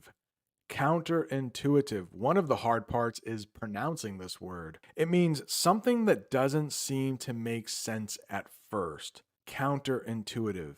It's counterintuitive that people voted for higher taxes, but they did. Something that doesn't make sense. Take a look at the woman in the picture. She is studying, right? Some people think the longer you study, the more you will know something. But that can be counterintuitive. Working longer hours can actually make you get less done. After a certain amount of time, working too many hours can make you feel tired and stressed, which makes it harder to finish tasks. That's why in my classroom, the class lasts for an hour and 20 minutes, but we take breaks every 20 minutes. Your brain works better when it has breaks. Cramming for a test the night before. In English, in that way, cramming means studying for a long period of time. Cramming doesn't work. It's better to study over short periods of time. Taking breaks often. It's so hard to know where things stand, where things actually stand right now. Let me bring in John Carl. John, you've been covering Donald Trump even a lot longer than Rachel Scott, more than 2 decades. You went to Madison Square Garden. Longer than Rachel Scott's been alive, I think, yes. In the newscast, one of the men says that he has been reporting longer than Rachel Scott has been alive. I did a little research on Wikipedia and found out that Rachel Scott was actually 31 years old. She is another reporter for ABC News. So if he has been reporting for 20 years or 2 decades, he says, not quite as long as Rachel Scott has been alive. And since I mentioned ABC News, I do want to caution you about something. Sometimes the news is very biased. I've talked about this before. You can't always trust the news source. Fox News is made for Republicans, CNN is made for Democrats, and guess what? ABC News is also made for Democrats. To figure this out, I use Ground News, and that is today's sponsor. With Ground News, I can find out which topics are popular in US news. Right now, of course, Israel-Hamas conflict is big, and of course, Election Day is going to be a big one. According to this news source, Harris takes lead over Trump in Iowa. That is one of our states. And I can also see which news sources are covering the story. If I click here on ABC News, I always look at this, factuality. Like, are they telling the truth? Yes, they do that often, but they do lean left, which means they do favor Democrats. They are more likely to talk badly about somebody like Donald Trump. Just something to keep in mind when you are watching the news or reading the news. If you would like 15% off Ground News, check the comment section. There is a link you can follow. I use it all the time. Madison Square Garden. It's kind of crazy, but President Trump just held a rally at Madison Square Garden. New York is a blue state. They always vote for Democrats. New York City is very blue, but Madison Square Garden is a large arena, and Trump was able to fill it with supporters. That seems almost impossible to do. Maybe it does show how popular he is. Who knows? Maybe his team paid people to come to Madison Square Garden to support him. I don't think so, but that does happen sometimes. Let's talk about what Madison Square Garden is. It's a famous arena in New York City, often used for events. Next month, I will be going to Madison Square Garden to see my favorite band, Dave Matthews Band, perform. The candidate gave a big speech at Madison Square Garden. I think I mentioned Madison Square Garden in the last English lesson too. Sometimes you will hear Madison Square Garden called MSG. Madison Square Garden was packed. People waited hours to get in. They sat through hour after hour of this rally. They were fervent in their devotion to all things Trump. Trump has created a movement. There is no doubt. I cannot think of another Republican figure of my lifetime who could have come into a Democratic city like New York and put together anything like that. That said, this was an incredibly dark event.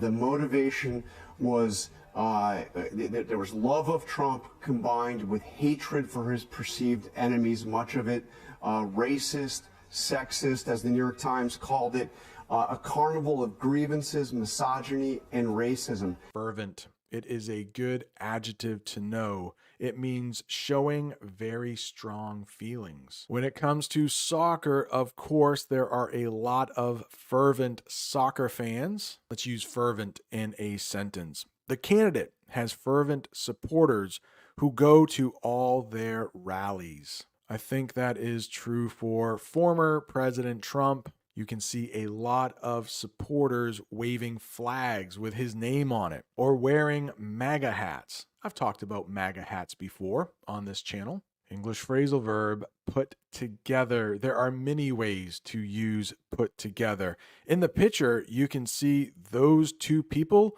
are putting together a piece of furniture. But put together can also mean to organize or prepare something. For example, she put together a party for her best friend. She organized it. The team put together a plan to increase voter turnout. The man, I don't know his name, but he seems to really not like President Trump. He used the term perceived enemies.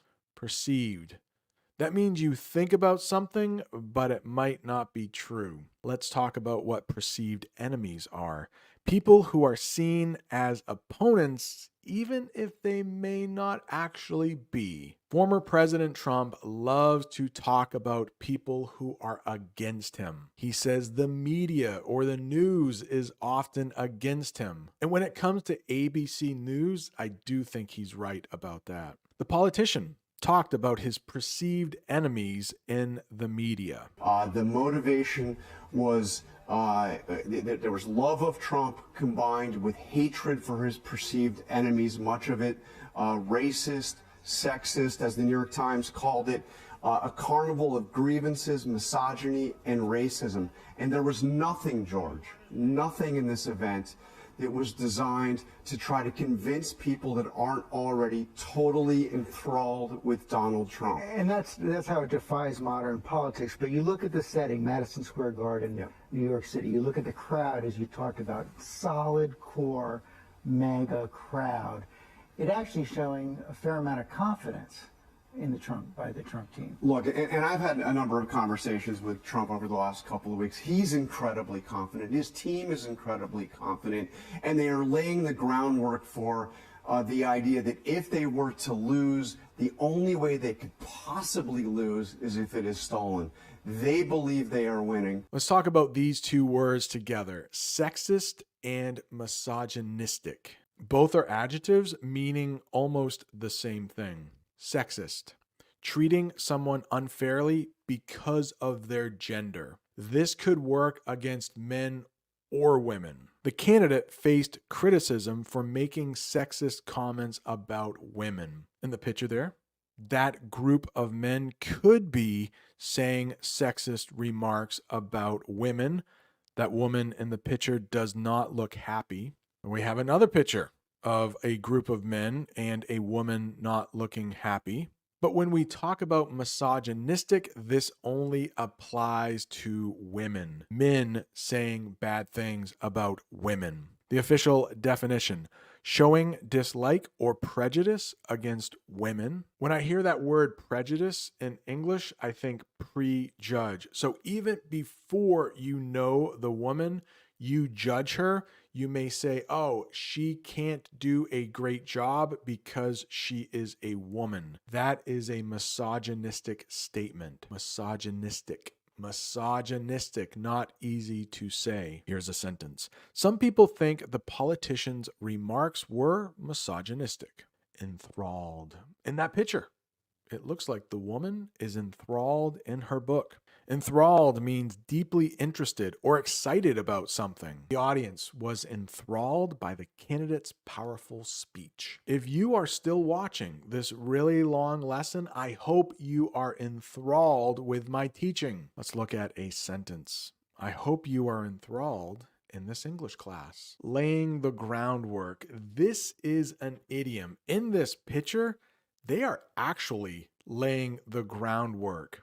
They are laying bricks, and if you are going to build something on top of this, you want to make sure the base or the bottom is strong. Let's look at the official definition. Preparing for something important that will happen in the future. If you laid the groundwork for a successful study session for English, you would remove distractions, maybe find a quiet room, make sure you are well rested, make sure that you aren't hungry or thirsty so that your brain is prepared to learn. We're almost ready to elect our president, so these campaigns hopefully laid the groundwork long ago. This is something you do at the beginning of something. The team is laying the groundwork for a strong campaign. Congratulations, you made it to the end of a very long, very confusing, very advanced English lesson.